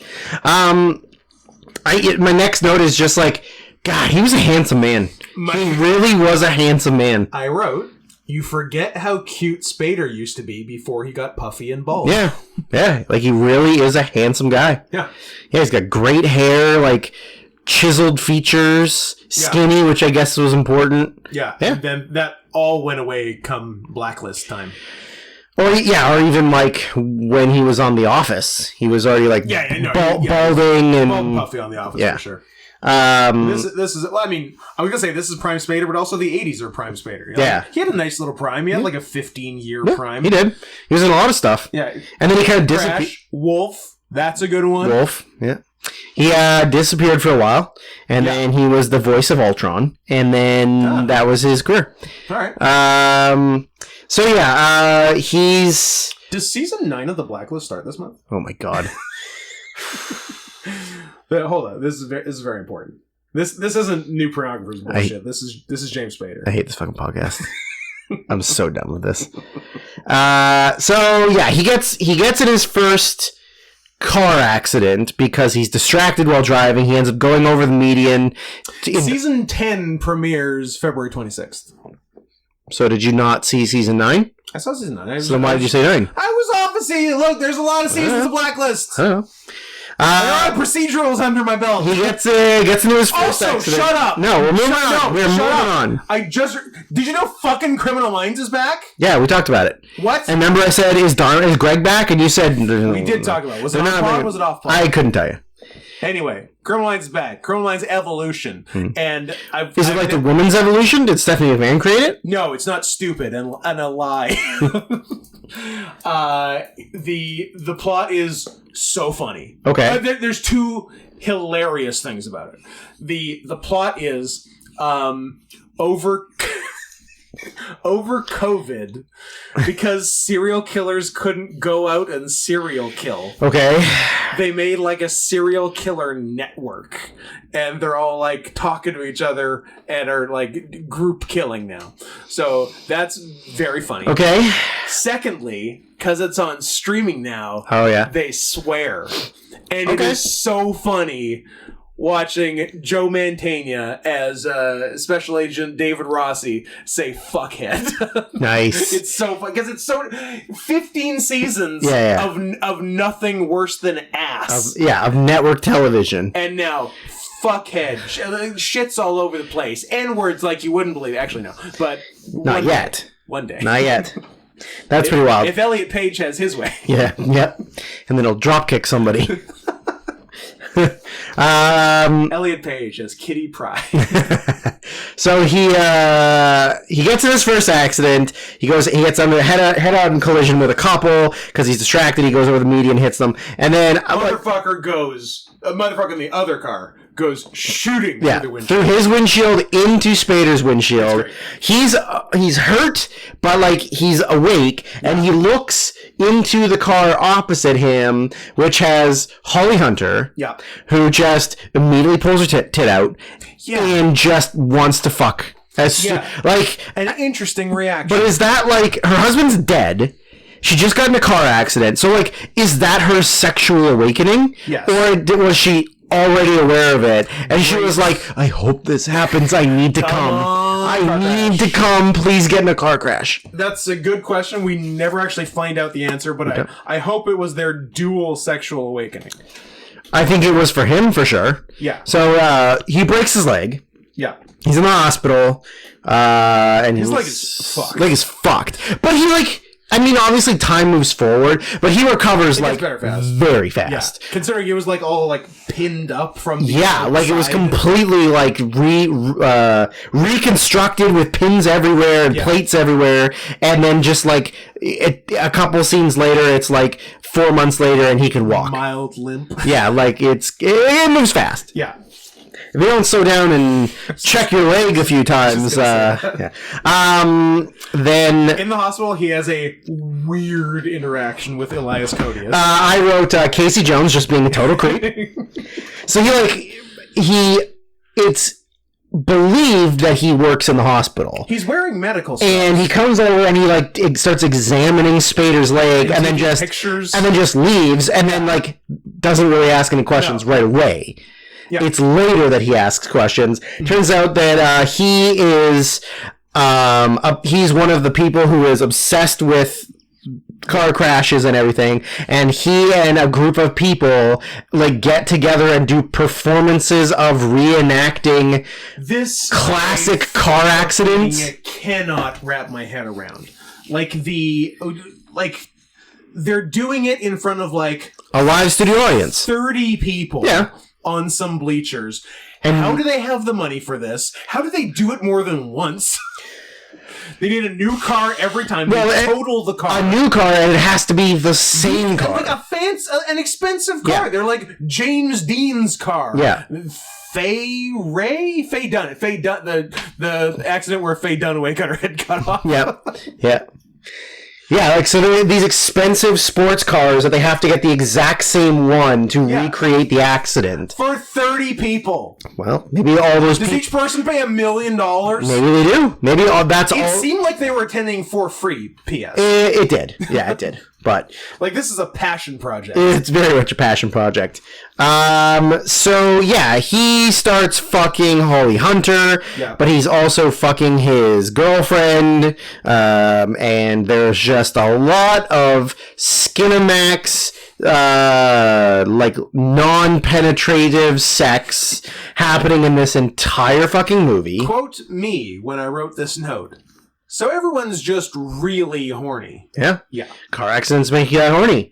I wrote that there was a butter handy. Yeah. Where she just grabs a handful of butter and jerks his dick. Then he starts hanging out with Elias Koteas. Oh, for two. Elias... One for one. Bob Costas. Elias Bob Costas. Oh, Casey Jones. Elias Koteas. Elias Koteas. He, like, starts hanging out with him a bunch. Yeah. And he sort of... his gang of... crash staging weirdos. Gang of creeps. Yeah. Where they're going to create the... whatever one we said. Jane Mansfield. Jane Mansfield, yeah. And they're talking about, like, that's, like, the big one. Like, that's what they're building up to. Because she got her head cut off and everything. Which... is cool. Is very cool. It's not jerk off cool, but it's cool. It's cool. Anytime a famous actress gets her head cut off, I'm interested at least. Yeah, that's true. So yeah, they're doing just, like, a bunch of weird, creepy, like, night driving and, like, turning your headlights off and just driving really fast and hoping that you hit something, I hope I don't get or like accident. Bashing into things with your car to just get the feel of, like, the vibrations of the crash, like all these weird, bizarre sexual things. And then while he's hanging out with her and he's, like, having sex with his girlfriend, who is Deborah Kara Unger. They're literally having sex, and I'm sorry. Have you heard my impression of Ray Romano at the zoo? Zabra at the Canadian Zoo. Zebra. Zabra. So he's just spent the evening with him, comes home, they're having sex, and while they're having spoon sex on the bed, she is asking him, have you ever seen his penis? Is it circumcised? Would you like to let him sodomize you? Would you kiss him? I like that kiss comes after sodomize. Yeah. Anal sex. Would you also let him fucking you in the kiss. ass? Yes? But would you kiss him on the kiss mouth? That's the main thing. That That's gay. I was so uncomfortable listening to them have that conversation. It was very funny. What is it? Oh, then the next conversation he had with, I can't remember if it was her or Holly Hunter, where she's like, have you ever tasted semen before? And like, of course, I'm a man. You think I've never tasted my own junk? Of course. And then she's like, but I did not care for her explaining the differences in saltiness based on like, I knew about that obviously because it's always like, if you eat a bunch of pineapple, your cum's going to taste sweet. But like, she's going into detail about the saltiness of loads. And I'm like, yeah, I don't know if I care for this conversation. Yeah. Like, I don't need this information. Thank you. Yep. So yeah, he like introduces like while he's hanging out with all the like weird group of sexual degenerates, and they're watching like a car crash video from like Sweden, which is like I think it's like an anti-drunk driving commercial, PSA, but they're watching it like as porn. Yeah. Not as a PS. Where he starts finger blasting Holly Hunter and Rosanna Arquette at the same time that they're both jerking his dick. Yeah, everyone's like double ski pole. They're SpongeBobbing, as it were, in our group of friends. Of course. Or I guess it's you, me, and Kelly, and maybe Dan. Then also when they were like after they did the James Dean car crash. Yes. The non-Elias Codius guy was like severely concussed. Yeah, very hurt. But it's all for the love of the game. It's for love of the game, and he was gung-ho about the Jane Mansfield one, and he was adamant that for realism, he gets big Jane Mansfield tits when he does it. Yeah. So funny. And then during this scene where they're all jerking each other off, he's got a bra on with fake tits in them, and he's like massaging his fake boobs, so like really going to town, like very sensual. Great. It's very fucking weird. And then, is that where they do a hard cut from that to James Spader fucking Holly Hunter in a car? Because there was one where they cut from a sex scene to a sex scene. Yeah, they're in the backseat of the car. I thought that was bold. Yeah, they're in the backseat of the car, they're having sex, and then she asks, did you come? And he's like, no, I'm fine. And then they just stop, and like she gets off him, and he just like they get back, and like that's it. Like he's, I got what I came it's on. Well, no, but it's so like because Holly Hunter's desire is like her peak fetish of this is like way down here, and his is just constantly increasing. So like having just regular sex with her in the back of the car is like so bare minimum arousal to him that he's not even into it. Like he needs to just keep pushing, which then leads to some really weird stuff. So the way Spader is escalating is I would describe as Drew-esque, like 5 years ago calling me firsters and now doing this podcast in a full suit. Suit. Or at least a t-shirt with a snow leopard on it. Yeah, and a butt plug tail. And a butt plug tail. Even though that's not where tails go. Nope.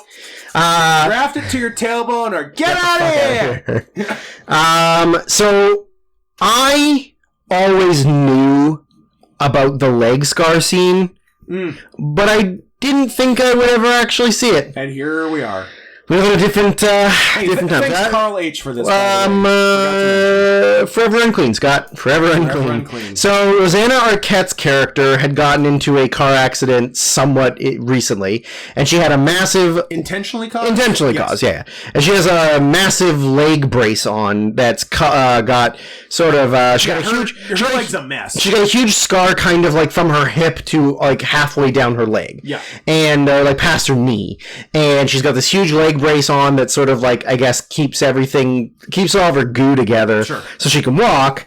And when my goo gets out, her and James Spader start fooling around, and then he starts like rubbing his hand down her scar, and then he rips open her fishnet stockings, and then he takes off the leg brace, and then he starts rubbing on the areas of her leg that are trying to heal themselves, and then Success. he slips something in, and then he proceeds to stick his erect penis into a hole in her leg, That's correct. and he fucks it, and they are both very much into it, Oh yeah, and that all is parties consenting. that is maybe the worst thing I've seen in the last 2 weeks. That's about right. I knew that. I knew it was coming. Someone shows vag. Is it her here? Well, Deborah Kara Unger does earlier, Okay, it might just be that. and then I think she does as well. I think there's two, isn't there? Okay. Because there's like a naked laying on the bed scene like way earlier. Right. That I was like, oh, that's like regular pubes. That's not even a merkin. Like Yeah. this is the 90s where you didn't have to shave your pubes off and then put a wig on. Manscaped.com. Manscaped.com. Promo code CATS20. Mm-hmm. The one trivia note that I had was that it was difficult. Apparently, it was very difficult to film the numerous sex scenes. It was difficult to give Rosanna Arquette all those scars. All those scars. Ask her about how she got her scars. So one anal sex encounter between James Spader and Deborah Kara Unger was especially hard. Cronenberg said that that was a very difficult scene to do, but in bizarre ways. You can't get hair to look the same when it's messy. You can't get pillows to scrunch up the same way. I had those agonies as well as getting the scene to work. Cronenberg's policy on set was to let the actors review on the video monitors as much of their performance in sex scenes as they wanted. They could see exactly how they looked naked, how they looked talking, or where their asses were when where their ass was when the skirt was pulled up. He said, if they weren't going to freak out and be upset, then fuck it, they're going to freak out and be upset, and we'll discuss it. What a degenerate. So yeah, after the leg fucking, then him and Casey Jones start doing more wild nighttime driving. Yep. And they come across police lights and back of traffic. So then they start driving up to the accident, and most people do when they see an accident, they gotta slow down and look, but they're slowing down to look for a different reason. So they in fact slow down, stop, get out, take some pictures, start looking at things. So what it is that the stunt driver guy who was so obsessed with doing the James Mansfield accident, just said, fuck it, I'm doing it on my own. Everything went according to plan. Nailed it. He was in full drag. Yep. He had his head completely cut off. There was even a dead dog. That's right. Which I guess was in the actual story. So at first he's like taking pictures and he's like into it, and then he realizes that it's him and it's the Jane Mansfield one, and he's like kind of mad about it that he did it without him, and he went rogue on Jane Mansfield. He went rogue on Jane Mansfield. So then, I guess they go to a hospital. Yeah, and I didn't really know it was a thing, but you can get medical tattoos. Yeah, of like, I guess the procedures you're having, or. It was news to me. Yeah, I did not know that, because like he wants to get a tattoo over like the big scar that he has from one of the car accidents he was in. Yeah. That's like kind of the outline of all the scarring, which is obviously like the most painful thing you can get. Yeah. Because it's all like new skin. Right. And she's saying like, I don't do for fun tattoos. Like, these are medical tattoos. And I was like, what? What the fuck is a medical tattoo? And then they're like, no, it's on the up and up. Just do it. And then James Spader kind of says, like, what's the most painful tattoo I can get? And she just kind of gives him this look of like, I've already come this far. I guess I might as well just give him the most painful tattoo. For a penny and for a pound. Yeah. So he gets it on his inner thigh. Yeah. Or like his whole like inner leg. Yeah. I guess. And then they leave the hospital with their freshly tattooed bodies, and they can't contain themselves anymore. Nope. And they pull over to the side of the road, and they start aggressively licking and kissing their tattoos on each other, which then leads to... So I wrote gay tattoo fetish that, of course, turns into some good old-fashioned salad tossing. My last note is gay with 5 A's. Yep, he full on licks his dirty asshole. And then they go to a junkyard where James Spader gets into an old beat up car, and he decides Elias decides to drive the car into it a bunch of times so that he can get his rocks off while getting hammered in a car. And then, the end is just that he goes back to his girlfriend, and then while they're driving, he decides that Run her off the road. like, you know what? I'm gonna get her in a car accident so I can fuck her while she's dying on the side of the road. Yeah, and you know what? She'll kind of be into it. She'll be into it. Yeah. So he drives her off the road. Somehow, like, nobody sees it and nobody, like, comes to help. Yeah, Like, no, they it see was- one car go off this, like, embankment. Yeah. He pulls over and gets out, goes down the embankment. Like, well, he's got it. Yeah, He's gonna help her. he's handsome. He's a handsome man. He's gonna help her. I can go. Listen, I gotta get to work. Yeah. I mean, I don't have time to stop and help some lady. So then he goes and drags her out of the overturned car and proceeds to fuck her on the ground right next to the car. The end. The end. That's the movie, Literally, folks. credits over that. Done. So, I mean, I didn't like it for the fact that, like, it's supposed to be so, like, oh, look at how wild and So wacky taboo. this is, and then you're like, yeah, it's not really, though. I've done worse this week. Well, like, I guess just because you have the internet and stuff, Yeah. but, like, there's some cool shots in it, because Cronenberg is clearly a competent filmmaker. Yeah, no, he's good. He's just a big weirdo. But there's just none. Yeah, I mean, and there was definitely like a lot of times where it was just like building the anticipation to doing sex stuff that was just kind of boring. Yeah, no, there are definitely some slow parts that just kind of meandered. Do I have anything else? Oh, yeah, when James is initially, like, asking Elias about their car crash club, and, like, what the deal is, and Elias says this, and then I think later in the movie says it wasn't that, and I don't even understand, but he said, like, the reshaping of the human body by modern technology, and I said, I hope this doesn't turn into Crimes of the Future, because that sounds like Crimes of the Future talk, and that movie sucked. I have not seen it yet, but if I get around to it, I'll let you know. Well, if I like a man with a body full of ears. I mean, there was a body full of ears. If you find a third act in it, let me know, because I feel Keep my eyes I open. accidentally left it out. Was there any really good CGI fire in it? No, we will. We're unlikely to ever top Maps to the Stars. Maps to the Stars. Another not very Cronenberg movie. Not really. Not particularly. I mean, there's some. And also there's not some very good movie. Correct. There's some weird sex stuff in it, but it's not like this level of weird or like fucking, I don't know, Videodrome or like nothing like that.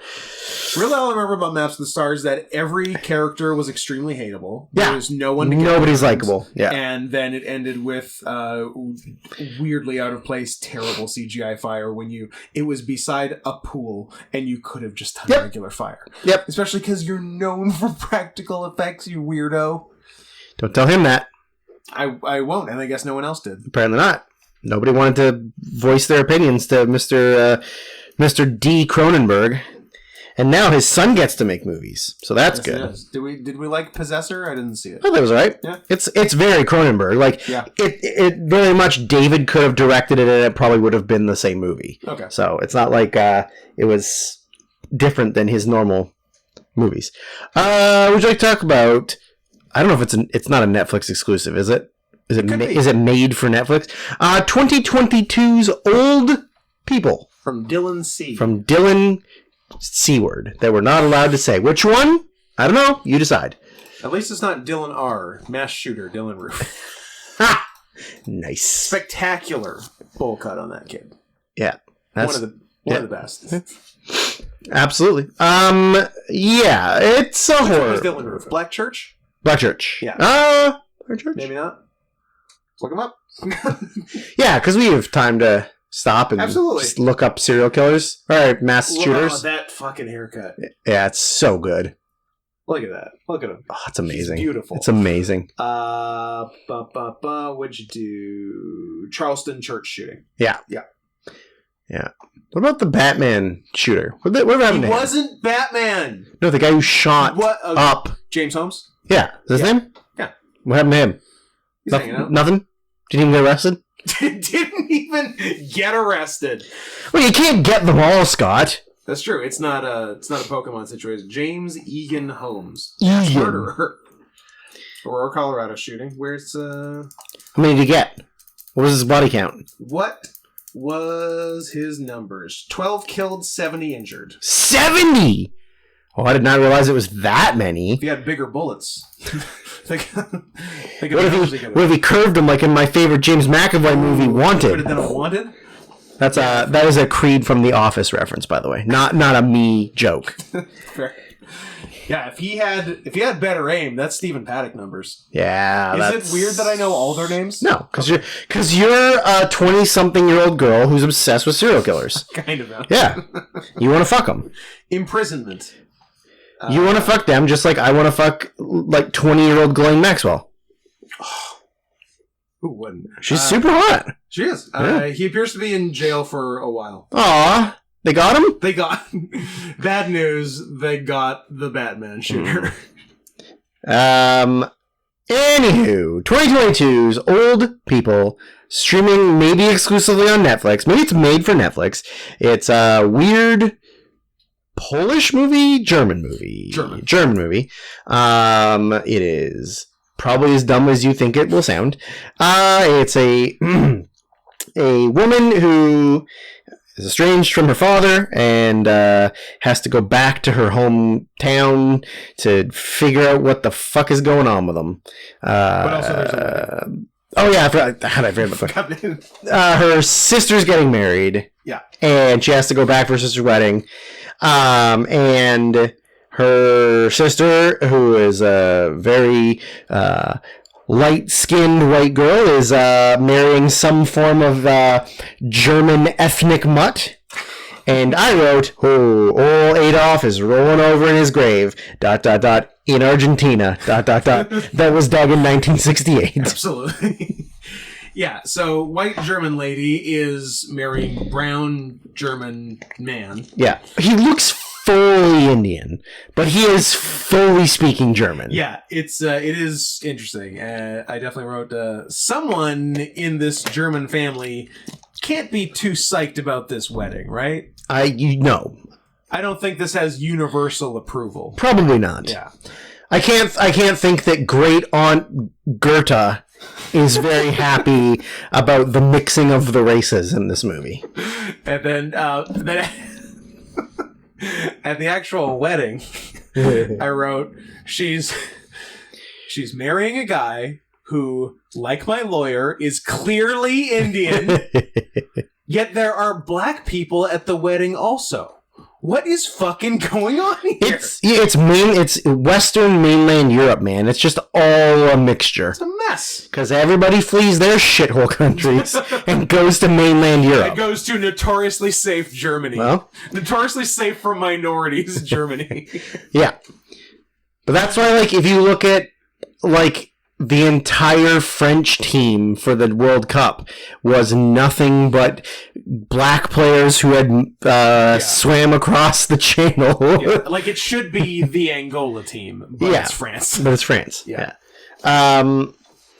So they go to visit her father, who's in some kind of nursing home, Yeah. and the home is like very poorly supervised. There's Shitty. barely anybody working. All of the old elderly people are like not really being taken care of. She goes to talk to her father, who she hasn't seen in years, and he's just kind of like a zombie. Like he's not great. He's completely out of it, zoned out. Doesn't even like acknowledge her. But there's like one creepy guy who's just Yeah. hanging around, and he keeps like staring at everyone and Yeah, giving and, them the stink eye and mean mugging. Is he their leader? Yeah, I think he's maybe not supposed to be there. That he just like wandered in and was like, you know what, I'm gonna fuck shit up. Like, I don't think he was one of the people in the nursing home that just sort of like, I need to make these people live their lives. I think he's like supposed to be a very bad guy, I would say a demon, perhaps. I'm a demon. I'm a demon. Yeah, so he's like mean mugging everybody. They're kind of weirded out, so they all leave because they got to do like all the wedding stuff. And then when they're at the wedding, you can see all of the elderly people in the home all hanging out by the window with the window open because the wedding is happening like the next property over, and you can hear all the music and everything, and so they're all kind of listening to music, and an orderly comes in and is like, hey, you fucking old decrepit piece of shit, get to bed. Like, no wedding for you, nobody loves you, nobody's coming for you. And then he tries to get them to go to bed, and then they all just decide, even though I'm 90 years old and I survived World War II, I have the strength of a Nazi super soldier, and they just start murdering people. Well, like, and the implication is that they've sort of been like imbued with the strength of Satan. Kinda. Yeah. It's not just like regular old people doing their best. No. Like something I think supernatural-ish has it's happened. the guy, the weird guy who's not supposed to be there is like It's bad influence. feeding them anger juice, and then that makes them like not decrepit. But at the same time, they are also in like 80 and 90-year-old bodies. Yeah, that's right? like, so how much can they do? Apparently a lot, as it turns out. Well, I mean, I guess you just have to like suspend your disbelief of like, oh yeah, I guess all these old people have magic powers now, and they can just kill people. It's cool, whatever. Yeah, and like they're sort of talk, maybe even in text or voiceover at the beginning, like it's basically talking about like a generational struggle with like so many boomers like entering old age now, but the old people are going to win the generational struggle. I'm like, oh, that's not good. And then the world will just end. Yeah, basically. Oh, and also there's one when the lady went to like get her dad in the nursing home in the first place. She goes to her son like, hey, and you know there's a bunch of people there for the wedding and other family members. She's like, hey, want to come pick up Grandpa? He's like, no, I'm gonna stay here and fuck my cousin. I like that. My next note is just, oh great, the horror trend of showing nude old people. Please let it stop. Old titty! ! I don't know why it needs to be in every movie with old people. Like, you can't think of original scary things, so you just have to show gross things. Old Mae Young titties. But it's like, it constantly in every horror movie is like, let's have an old woman running around like full speed running around, but just saggy ass and titties hanging out. Yeah. Awful. Needs to stop. I would love to not see it in like every third or fourth horror movie I see. That'd be good. Have any other? Just two fairly early on things I wrote. Where the problem with this horror movie is that the premise isn't scary. Correct. At all. Correct. So that sort of defeats the movie from the beginning. And also quite early on, I wrote, I can't pinpoint it, but I don't like the way this movie is shot. I can't articulate what my issue with it was, but it looked bad. I would have to see it again to try to better express what I'm saying. I don't know if they did I think they were doing some overdoing some Dutch angle stuff. There was a little bit of that. Yeah, there's a little bit of that. Just a few things about I don't like any of the cinematic choices being the camera movement was kind of bad. I think the movement was some of it. The movement was bad, and the transitions were kind of bad. Yeah. I don't know. It just it screams like low budget European movie. Yeah, European horror, which trust me, I've seen a fucking lot of. Yeah. I did like old guy playing the violin in the diaper. Yes, that was bizarre. Super weird. I only have 2 notes left, and like both of them. Well, one of them's out of context, I guess. So like the whole point is that the old people are sick of being ignored and ostracized and treated like they're useless and forgotten, and they're just gonna like do a slasher movie against all these people. So like they murder the Indian husband, and then like my note was I don't remember what the exact thing is. I was like, so they won't show living younger woman tits during sex, but they're cool showing her tits when she's dead. Yes. I said, is jiggling the problem? That's a law in Germany. Is the jiggling boobs the issue? And like, is that we're not allowed to see? Is that they're like vibrant, vivacious boobs? But then as soon as you're laying there dead, then you're like, yeah, that's no fine. problem. Yeah. Nobody's aroused by dead then it's tits. just a medical video. Correct? Yeah. Which, who hasn't jerked off to a medical video? Who among us? Those breast exam videos or teaching new moms how to breastfeed their babies. So like, I mean, from there, it just turns into a slasher movie. Basically a zombie movie. Oh yeah, basically a zombie movie. Right? Yeah, I mean, like the old people are. They barricade themselves in the house. The old people have like more abilities and powers than they really should. Yeah. They can break. They're trying to break through windows. Or like, there's one old lady who steals the bride's dress and then is like running on all fours like a good creature at some point. Yeah. And then the grandpa who is like on the old people's side, but then turns face, but then is also vaguely still kind of a heel. It's really, because like he still has the devil in him, but he's fighting the devil. He powered his way through. Yeah, he's fighting the power. Yeah. I wrote, am I supposed to believe that not a single one of these old people broke a hip during any of these attacks?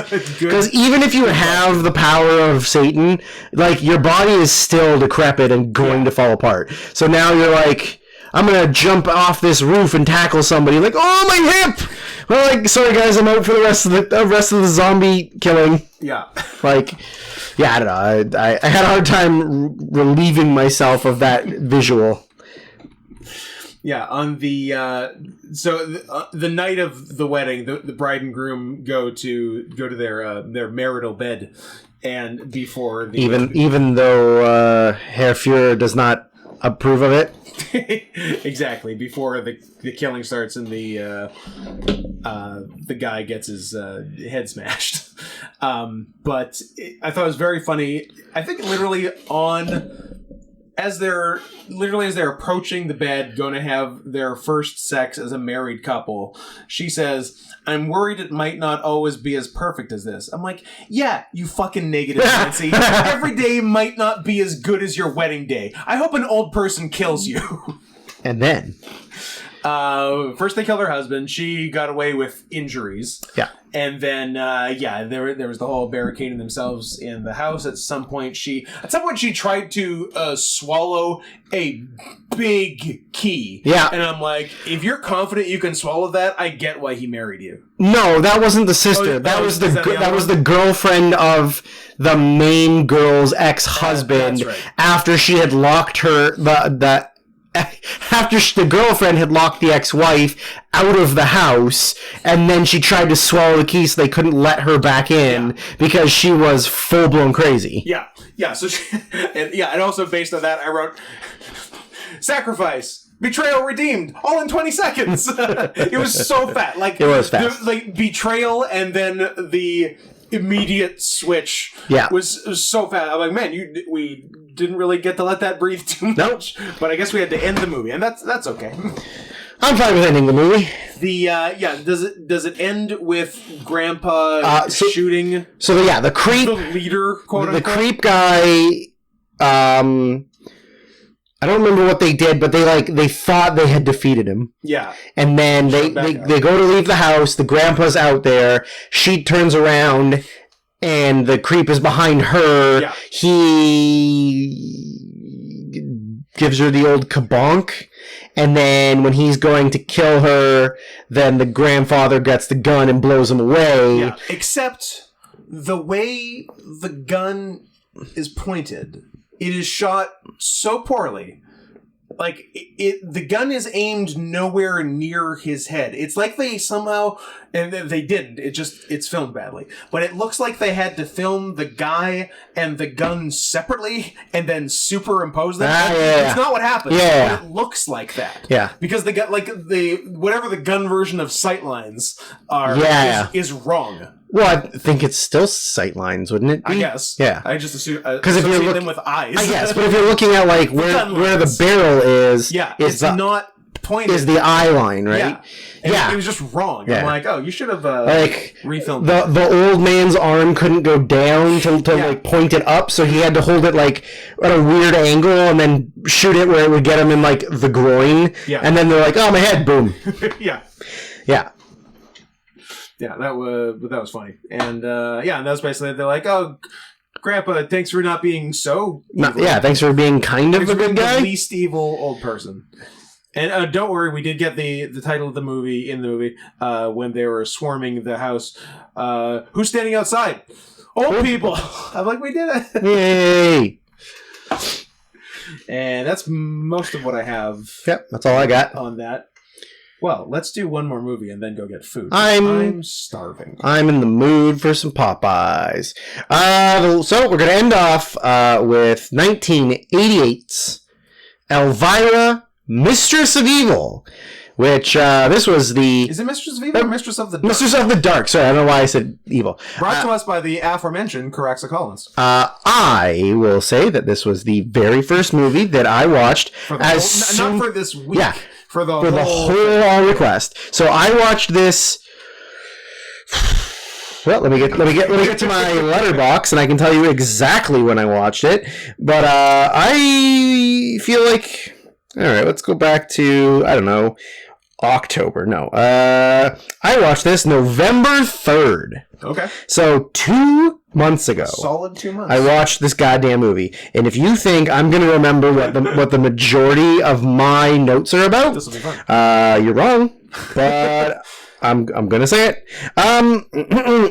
So, anyone who, if there's anyone listening who's unfamiliar with who Elvira is, she was a I don't know, what do you call her? Like a horror pinup. Yeah, and she hosted like late night like television horror movie, like she would do like a little voiceover introducing the movie, and then before when they come back from commercial breaks, she would just do a couple of quick like pa pa pa back to the movie, and then she also had it was like a Joe Bob Briggs with better tits. Yeah, with just comically huge tits. Are those the exact words I wrote in my notes? Nice. Comically huge tits. Oh, I've made several notes about the size of her tit. Like they're everywhere. Excellent. So they decided that even though she hadn't really been that popular for a few years, they were like, hey, let's make a movie where she's just an actress playing herself. And so that's what they did. In the movie, she's doing the actual Elvira job. And then she's playing a fictionalized version of herself. Yeah, she's playing fake Elvira. Yeah. And her aunt or uncle, I can't remember. Aunt. Her aunt dies, and she has to go to the reading of the will, where because her uncle is the brother of the aunt. Yeah. So yeah. So great uncle, great uncle, great aunt. Because you don't want to make her seem too old, even though she was old at the time. Yeah. But is she one of those? Who still looks like pretty good now? Oh, she's amazing still. She is, absolutely. Right? She's like 70. She's gotta be 70. And she still looks amazing. And but she looks great. Yeah, I told you. Yeah, she looks amazing. Cassandra Peterson. She's like Katie Sagal vibes from her. She's 71. Yeah. She looks great. She's a Katie Sagal type. Yes. Yeah. Oh.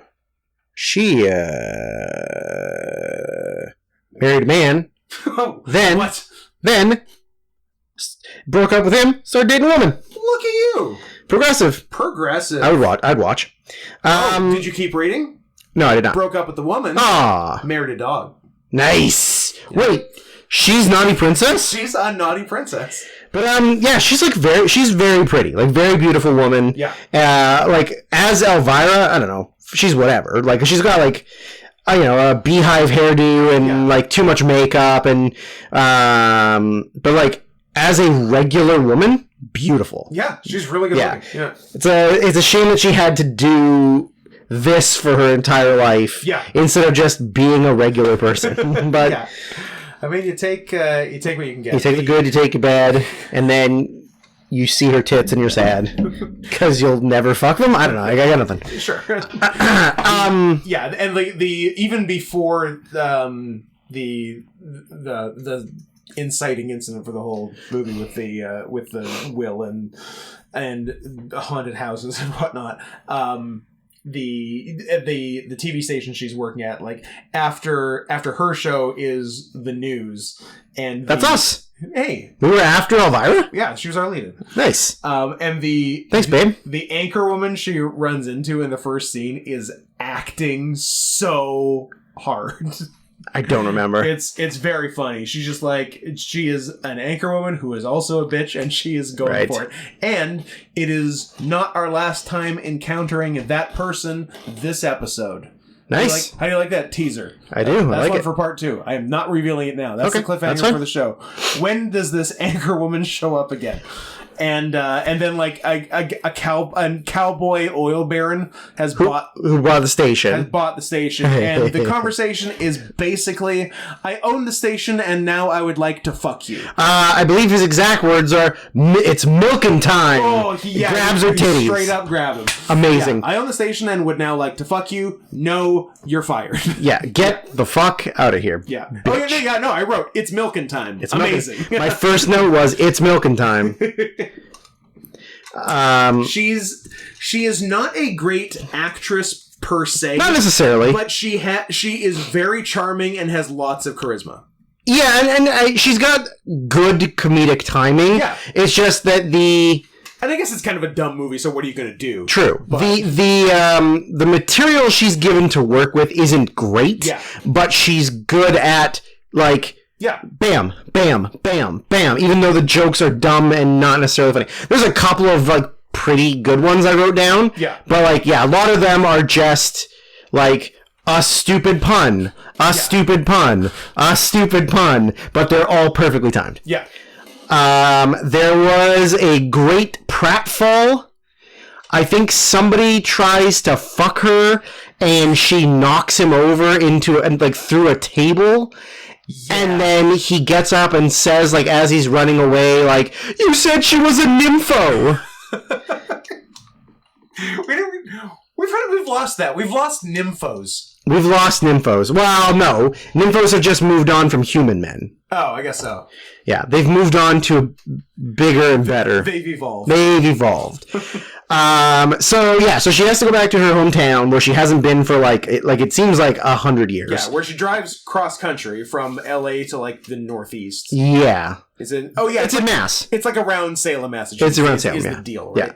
Yeah. And I don't know if it was intentional, but I like the idea that she's been listening to the same song for an entire cross-country drive, because they only play one song. That's true. For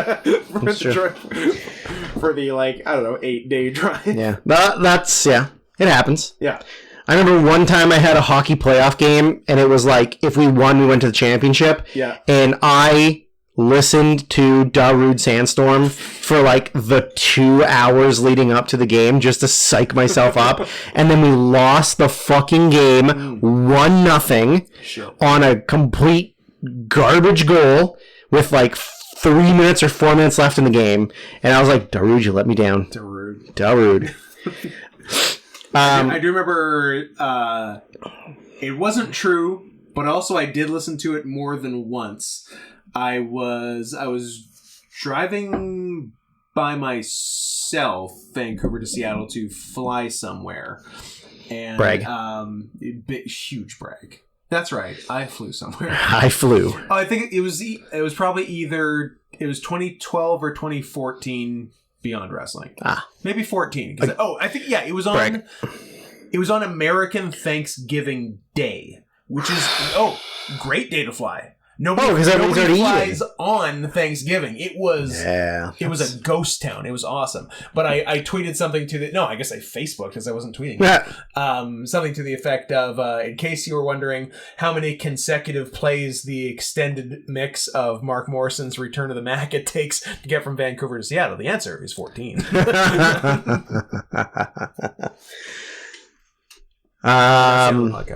That's it. We're done. We're hungry.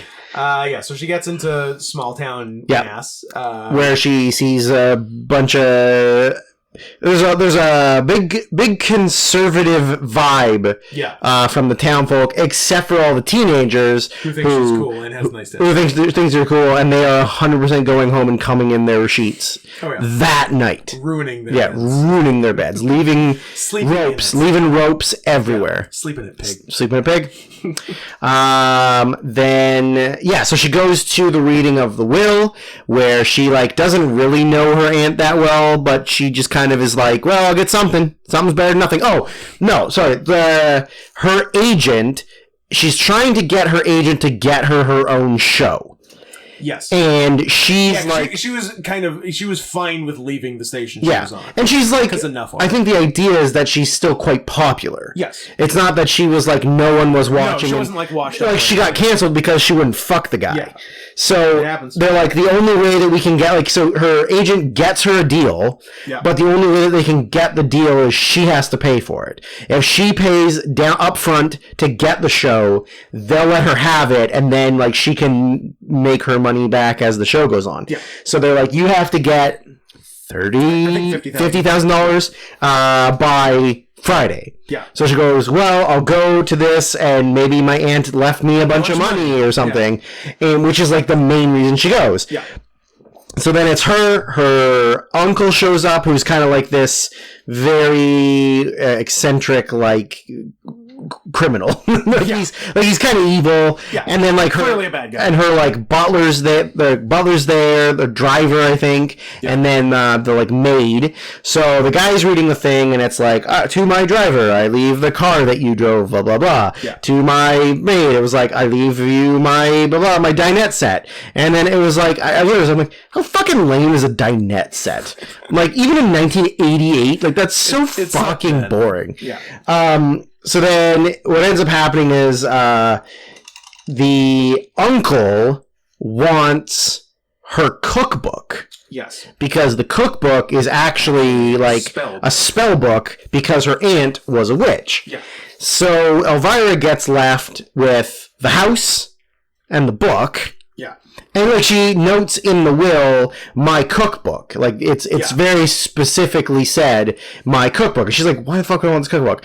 So her uncle comes and then she's pissed that she only got left the house also. Yes. I'm oh no, you you inherited what appears to be a $2 million house by today's standards. Yeah. What are you gonna do? Oh, boo-hoo. It's a mansion. Yeah. Yeah, it's a huge mansion, in a nice town.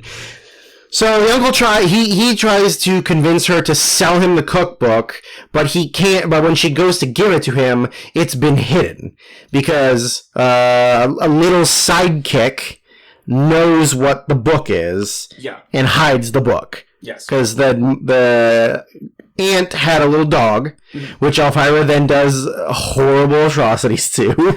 She shaves it and gives it half of a mohawk, and punks up the dog. And I was I feel so bad for that little dog. Yeah. And then also within the internal logic of the movie, appears to leave for long periods of time and not feed the dog.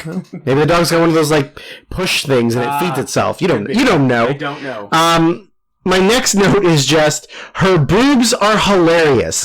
They move like they're real, but they also move like they're completely fake. Yeah, they're many things. They're like a photon. They're a wave and a particle at the same time. That is very good. Yeah, but like they're so weirdly like they're amazing looking. They look real, but they also look fake. Yeah. And they move independently from her body, but they also move exactly how her body Like moves. you can easily make an argument on either side. Yeah, They're crazy. Think they're fake. They're indefinable. I think they're fake. I think they're fake. So she does this. She talks to like the lord, the executor of the will, and says, "I would love to sell the house, please."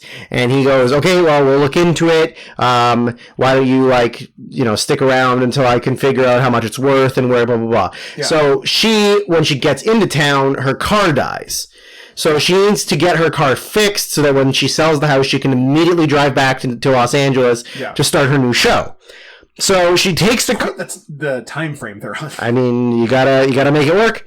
So she goes to take the car to a mechanic. She drops it off, and she kind of explains like how fast she needs it, and the guy's giving her whatever. He's like this nice old man, very polite to her. She goes, "Okay, I'll come back and pick it up in a couple days, whatever." She leaves, and But he's like rambling for a long time about all of this like technical minutia of the car, and then she's like, whatever. enough talking, and she wanders off, and then without missing a as step. soon as she is out of earshot, nice tits. Nice tits. And he's like an 80-year-old man. Yeah. It's perfect. It's great. So now she's got to kill a bunch of time in the town, and she sees that there's a movie theater, which is what she was doing, was like hosting movies on TV. So then she realizes that the movie being played are like these shitty G-rated kids movies or like Disney movies. And there's a guy working there who's like a big beefy hunk. Yep. And she kind of goes like, "Well, why are you playing like any?"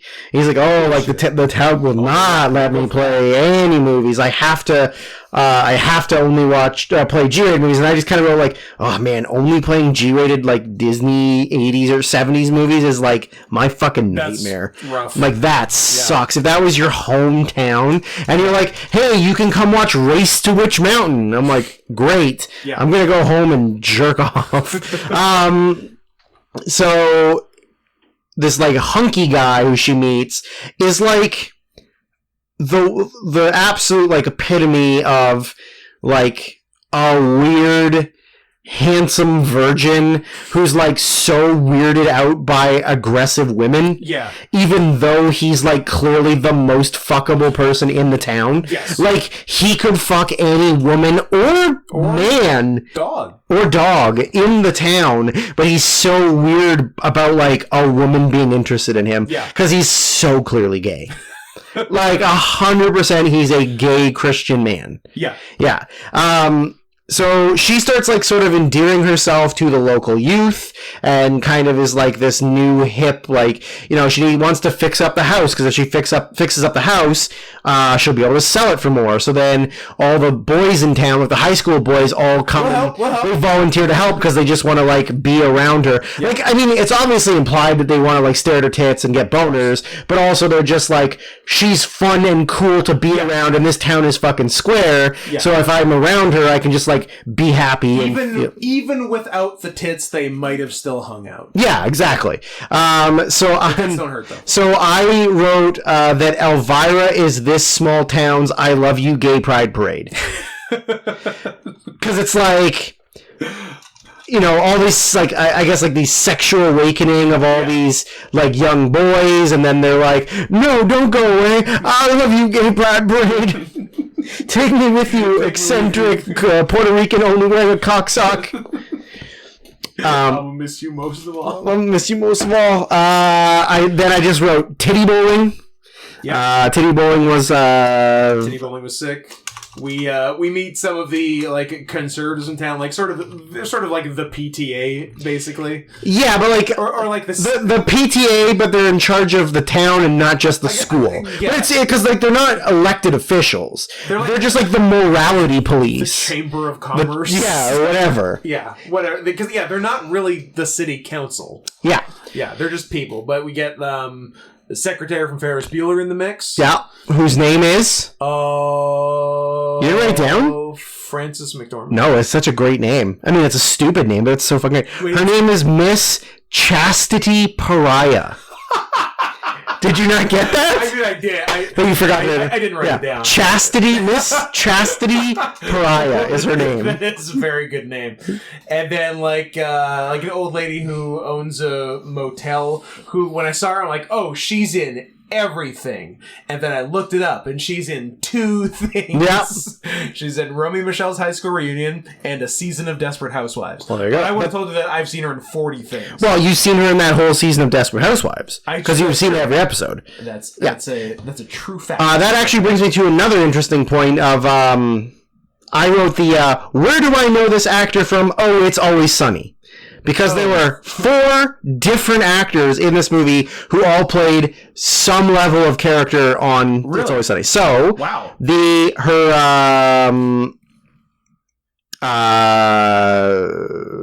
Charlie's mom is one of the bartenders in the bar. Yes, I do remember seeing Charlie's mom. And then Frank Collison, who's one of the goons for the uncle, is Uncle Vinny, who owns the roller rink that they try to buy. Oh. Then Nice. you've got Pat Crawford Brown, who is did I write that right or did I write that wrong?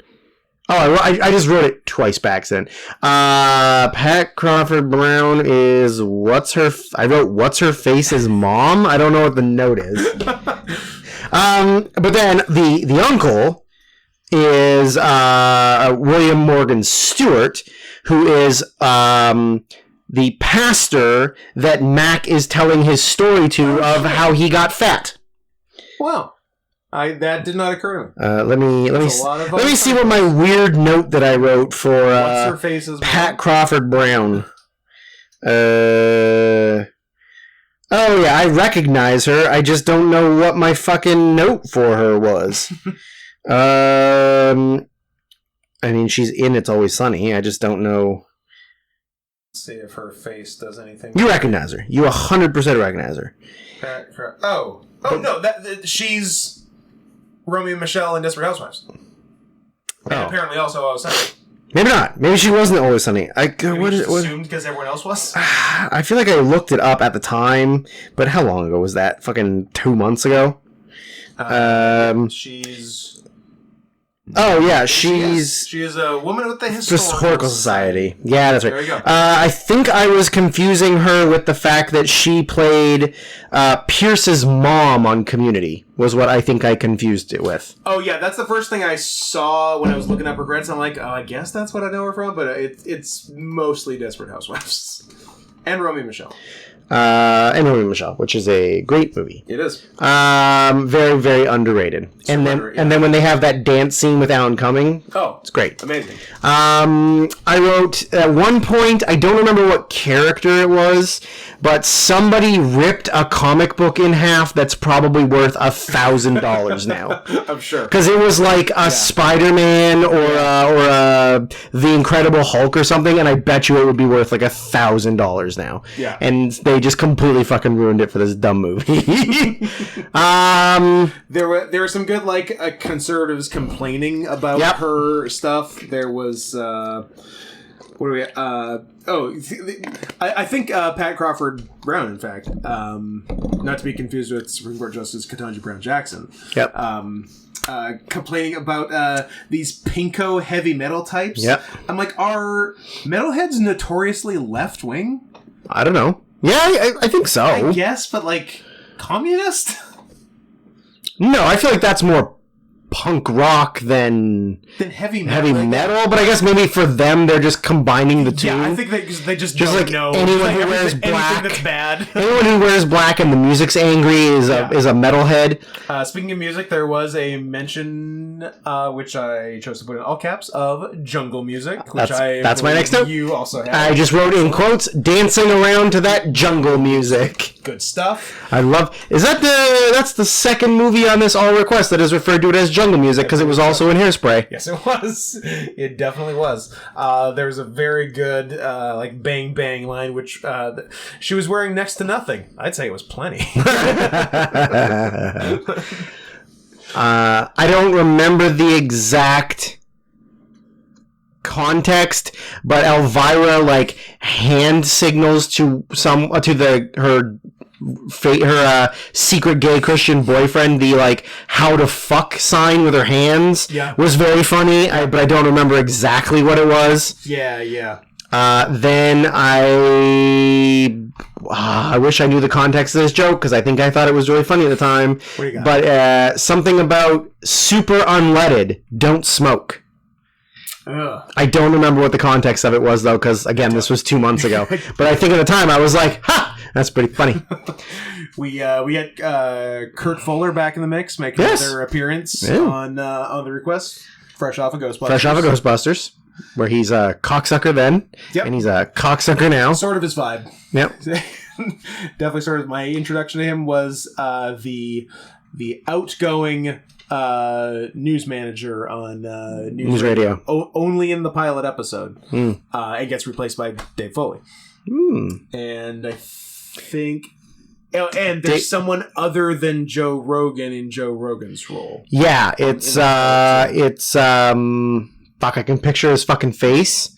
I want to say it's Enrico Colantoni, but I don't think that's right. No, but you know what? I can picture him in that spot. Yeah, right? But no, I can... Who was not Joe... Imagine not having... Imagine a world where there's no Joe Rogan. I don't want that. What a world to live in. I don't what like a beautiful... I don't know. Joe Rogan's in it pretty early. Is it just the pilot? Just the pilot. It is. It would have been a while before we got here. You're not going to get it. If you get it, I'll lose my fucking mind. Greg Lee. It is Greg Lee as Rick. Only because I looked it up. Yes. Yeah, I mean, that's the face I can picture. Yeah. But I wouldn't have never remembered his name. Also, he's done fucking nothing. Yeah. He's like a producer. How did you get this role? Yeah. Actor, additional crew, and producer. He was a producer on all 296 episodes of Where in the World is Carmen Sandiego? That is a lot of episodes. From 1991 to 1996. And there's probably like... Well, I mean, it's a kid's show that was on daily. I watch a lot. Me too. Do it, Rockapella. There was 48 episodes a season. Okay. So, 5 seasons, 48. Checks out. No. Oops, I lied. Season 2... Had 1,000. Had... I was going to say, 5 times 48 isn't enough. 66? Man, yeah, that so... Gets you there. Yeah. Oh, yeah, that's a lot. But then Season 3 appears to only have... I don't know, 65. And my phone just stopped scrolling down for some reason. Enough already. They're like, there's a lot. 50, and then the final season of Where in the World is Carmen Sandiego is 50 episodes. I feel like when I first was introduced to torrenting adult videos off of LimeWire or Kazaa or whatever, there was a porn parody of Where in the World was Carmen Sandiego. Nice. And I definitely downloaded it, and I definitely dropped some loads to it. I can't remember what it had. It had a dumb name. Like, you'd think, there's a lot of wordplay, like, to use on the title of it, and I feel like it was just very lazy. My ass is Carmen Sandiego. Does that mean she's pegging you? That's correct. Okay. Or she could be trans. True. Did we ever see Carmen Sandiego's face? Not the whole face. You got bottom half of face because Fedora covers the top half. Yeah. Porn parody. Give me something. Where is Carmen Sandiego a XXX parody? That's not it. That's not it, though. There was another one when I was younger that... I swear it had a name. Where in the world is Carmen Sandiego's pussy? That would be pretty good, too. This one is new, and it's VR porn. Nice. And you do see her face, which is disappointing. There's a Westworld porn parody.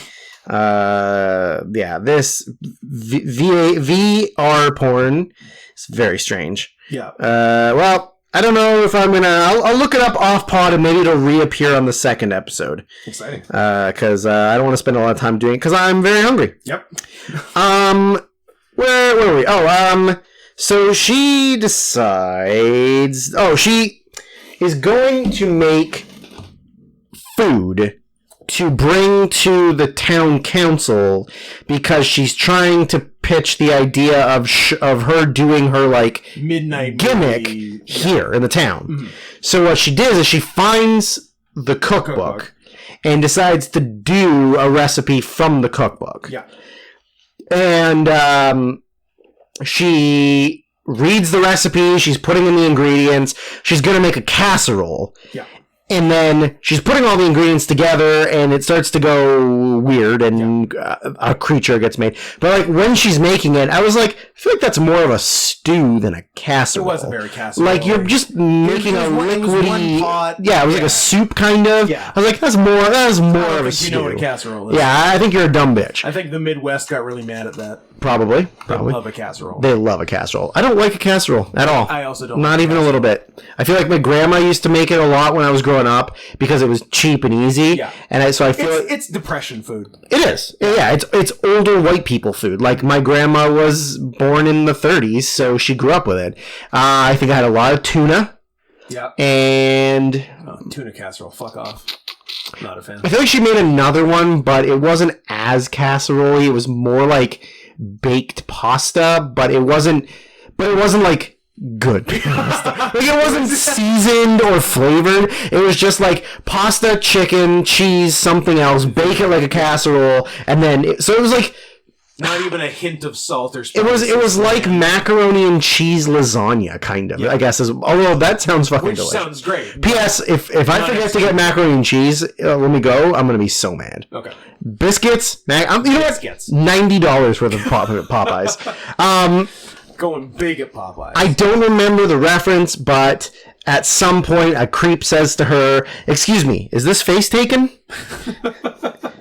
And I was like, "Oh no, yeah." She says it to him. Yeah. She says it to her muscly gay boyfriend. Yeah. She says, "Excuse me, is this face taken?" And he goes, "Ah, "A woman, a very hot woman with giant tits. I'm scared." I can't remember if she says it to him at some point to get him to do something, but at some point she pulls like full borderline personality disorder girlfriend move and goes, "Oh, that's fine. I just hope I don't kill myself about it." Yeah. Yeah. My follow-up note to that joke was, I like that being horny means sitting on someone's face, but Yeah. it also just kind of means dancing in your underwear. Either way. Like, it's one or the other. Yeah. Like, either get my pussy ate, or just take off most of my clothes and sexually dance. Yeah. You know what? Either way, I'm happy. Yeah. Well, I wrote a slur, an F slur, that I don't think I should say. Okay. I love that her clearly F slur boyfriend is willing to climb through burning flames, Yeah. but is terrified of the idea of kissing a woman. Yeah, yeah. Which, P.S., being terrified of kissing a woman also comes up later in a different movie. Yes, it does. And then, yeah, so she, even though the town won't let her play the midnight movie, she does it anyways. She convinces her gay She's boyfriend her own woman. and invites all the teenagers in the town, but they're not allowed to go. But then they all sneak out and they go to the movie, and she's doing her spiel, and then they fucking carry her, Yeah. which she like hates but also loves. Just sauces her tits, like just everywhere in her tits, and then she's cleaning it off, and it's like super sexual. Yeah. Very hot. Then of course they all think she's a witch, Yep. because she's come to town and she's put her spell on all the teenagers. Yeah. So And also, she has accidentally done. yes, that's true. She unintentionally did witchcraft.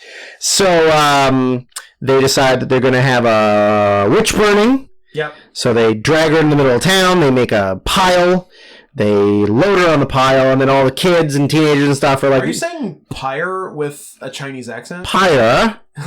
I didn't say a pyre. I said they make a pile, and they put her on the pile. But I was implying just like a pile of shit, not a Fair pyre. enough. But yeah. Yeah. A and also, I pyre. guess we should mention that her great uncle bad guy's scheme Oh yeah.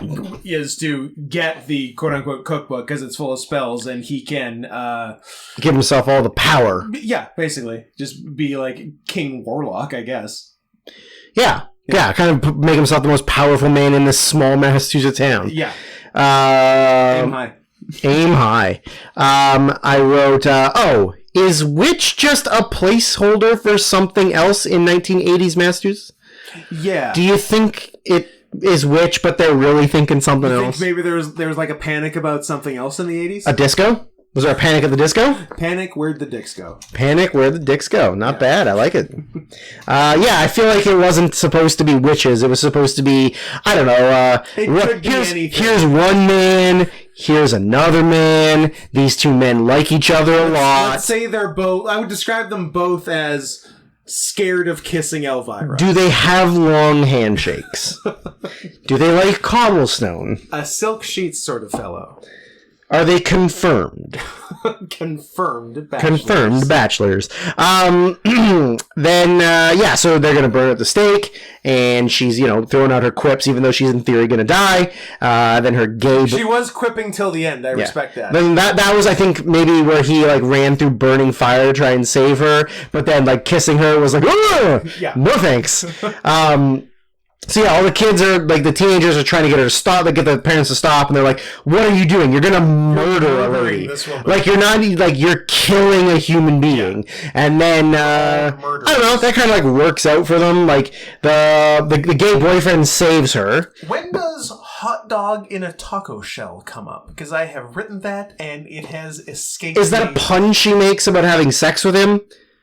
I think either that or there's actually a hot dog in a taco shell. I don't remember. I don't either, but I am fascinated about this note I've made. And I think just before, or maybe right, because the great uncle gets the spell book and he starts wreaking havoc. Yeah. Is that after she escapes the burning, I think it's after she escapes, and then he summons monsters. He summons monsters, trolls, and he poof TFs some people who were chasing. Yeah. With into what? Rabbits? Rats, pigs, rabbits, something. Regardless, I wrote a little poof TF just to infuriate me. Yep. Thanks, movie. Poof TF into bad things. Yeah. Okay, we're gonna do some TF in this movie, but it's gonna be instantaneous, and you're gonna become a rat. Yeah. Thanks. Just what I wanted. Yeah. So the townsfolk then kind of have to unite to fight off these they sort of demon thing. Maybe we shouldn't have tried to murder this lady whose only crime was her tits being too big. Yeah. Her only crime was being super fucking hot. Yeah. And this guy who appears to actually be doing evil. Yeah. So they sort of turn and apologize basically. Yeah. And I don't remember how they fight him off. This seems like a plot summary situation. They summon a rainstorm which quenches the flames. Yeah. Which is how she doesn't get burned dead. Right. She escapes at the mansion. Elvira and Vincent engage in a magical battle that sets fire to the house. Elvira banishes Vincent to the underworld while the house and all of the magical artifacts are destroyed. Right. That's where a gay boyfriend saves her. Yes.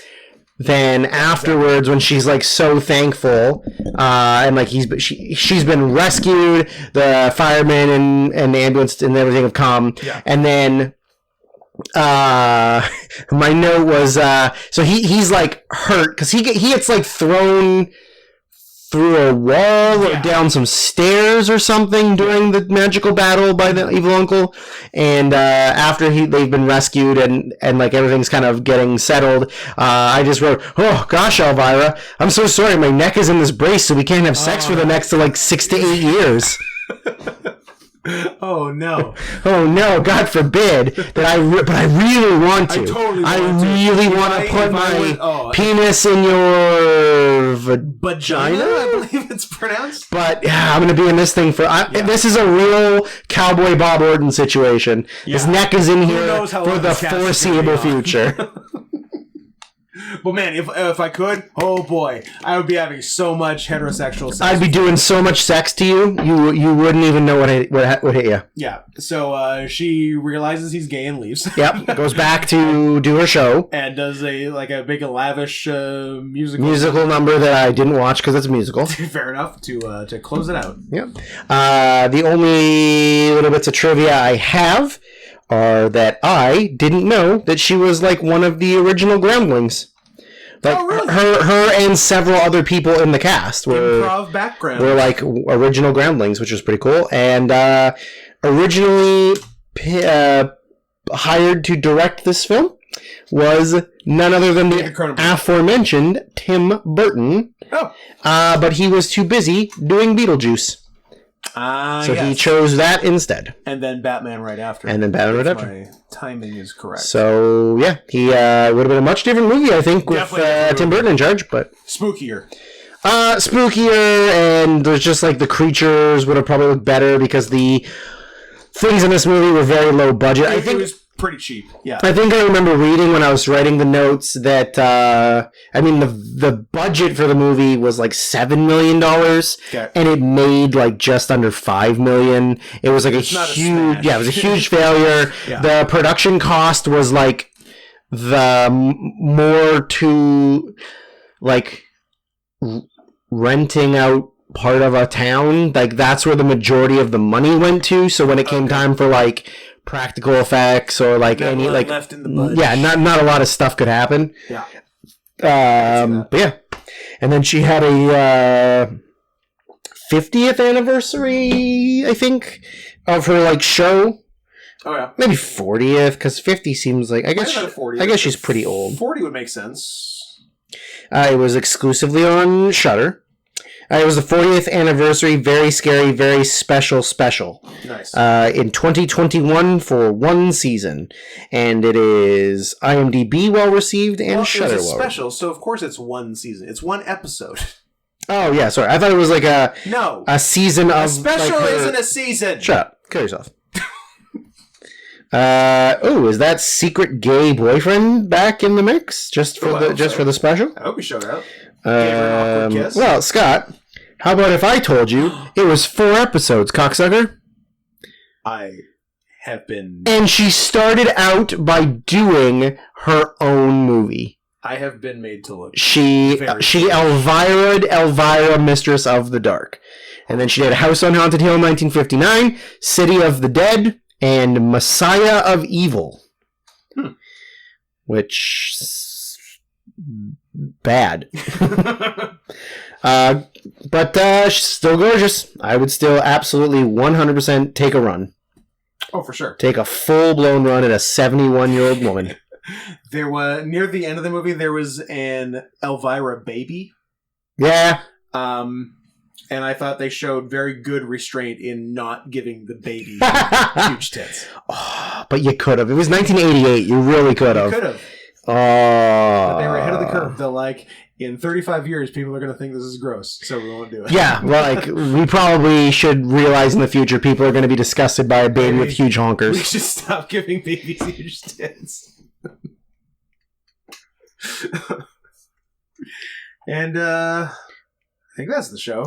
Yeah, that's it for everything. Let's take a quick break and come back with 8 movies. With 8 movies and like 10 pounds of Popeyes in both of our stomachs. Oh, I like being logy for a long pod. No, that's gonna be great. Yeah, the fact that we have to talk about a bunch of bad movies that people pick because they're terrible at their fucking job. Maybe and we'll come around on them. Yeah, I really don't think so. I mean, 2 of them I'm fine with. The rest of them I'm like, whatever. I hope nobody gets yelled at.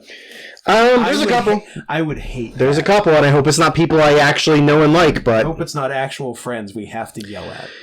Yeah, probably.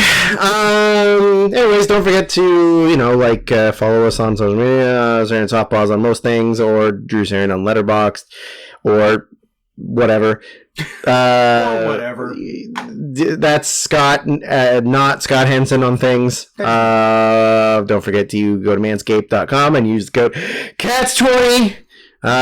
Scott's got a cameo with where he'll do gross things for you if you pay him, because he's a whore. show feet. He's a whore. He is a big whore.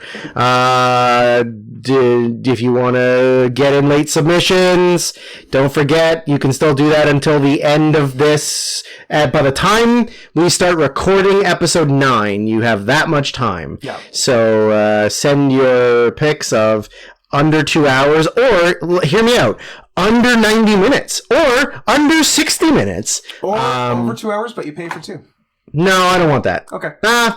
Okay, fine. I'll let one of those happen. One over 2 hours, and you pay for 2 movies, but only one time. So talk amongst yourselves, figure out who's doing it. Yeah. Start a Discord channel. A minimum. Figure it out. Minimum of $50. You can tip more, or you can just pay more because you love us. Yeah. To paypal.me/not Scott Henson. You got it. Hey, that's the first time I've ever done that. It's always ever been you. I was gonna say it's weird hearing someone else say it. But being in front of the computer has given me the power back. That's true. So now I'm gonna say things. You're the Dom now. I'm the Dom. Finally. I'm the Dom Toretto. You're the Dom DeLuise. I'm the Dom DeLuise. You're Dominic Toretto? Purcell? We already said that. Dominic Purcell, yeah, star of Prison Break. Co-star of Prison Break. With noted 2 last names, however, Wentworth Miller. Wentworth Miller. And not secret gay. Well, can't all be open. No, Scott, not every gay... I'm saying he is a not secret gay. Not a secret not gay. hyphen secret. Good for him. Not I like to be it. confused with the movie Top Secret, which we're doing next week. Hmm. Segue. Kill it. Top. I like the word top.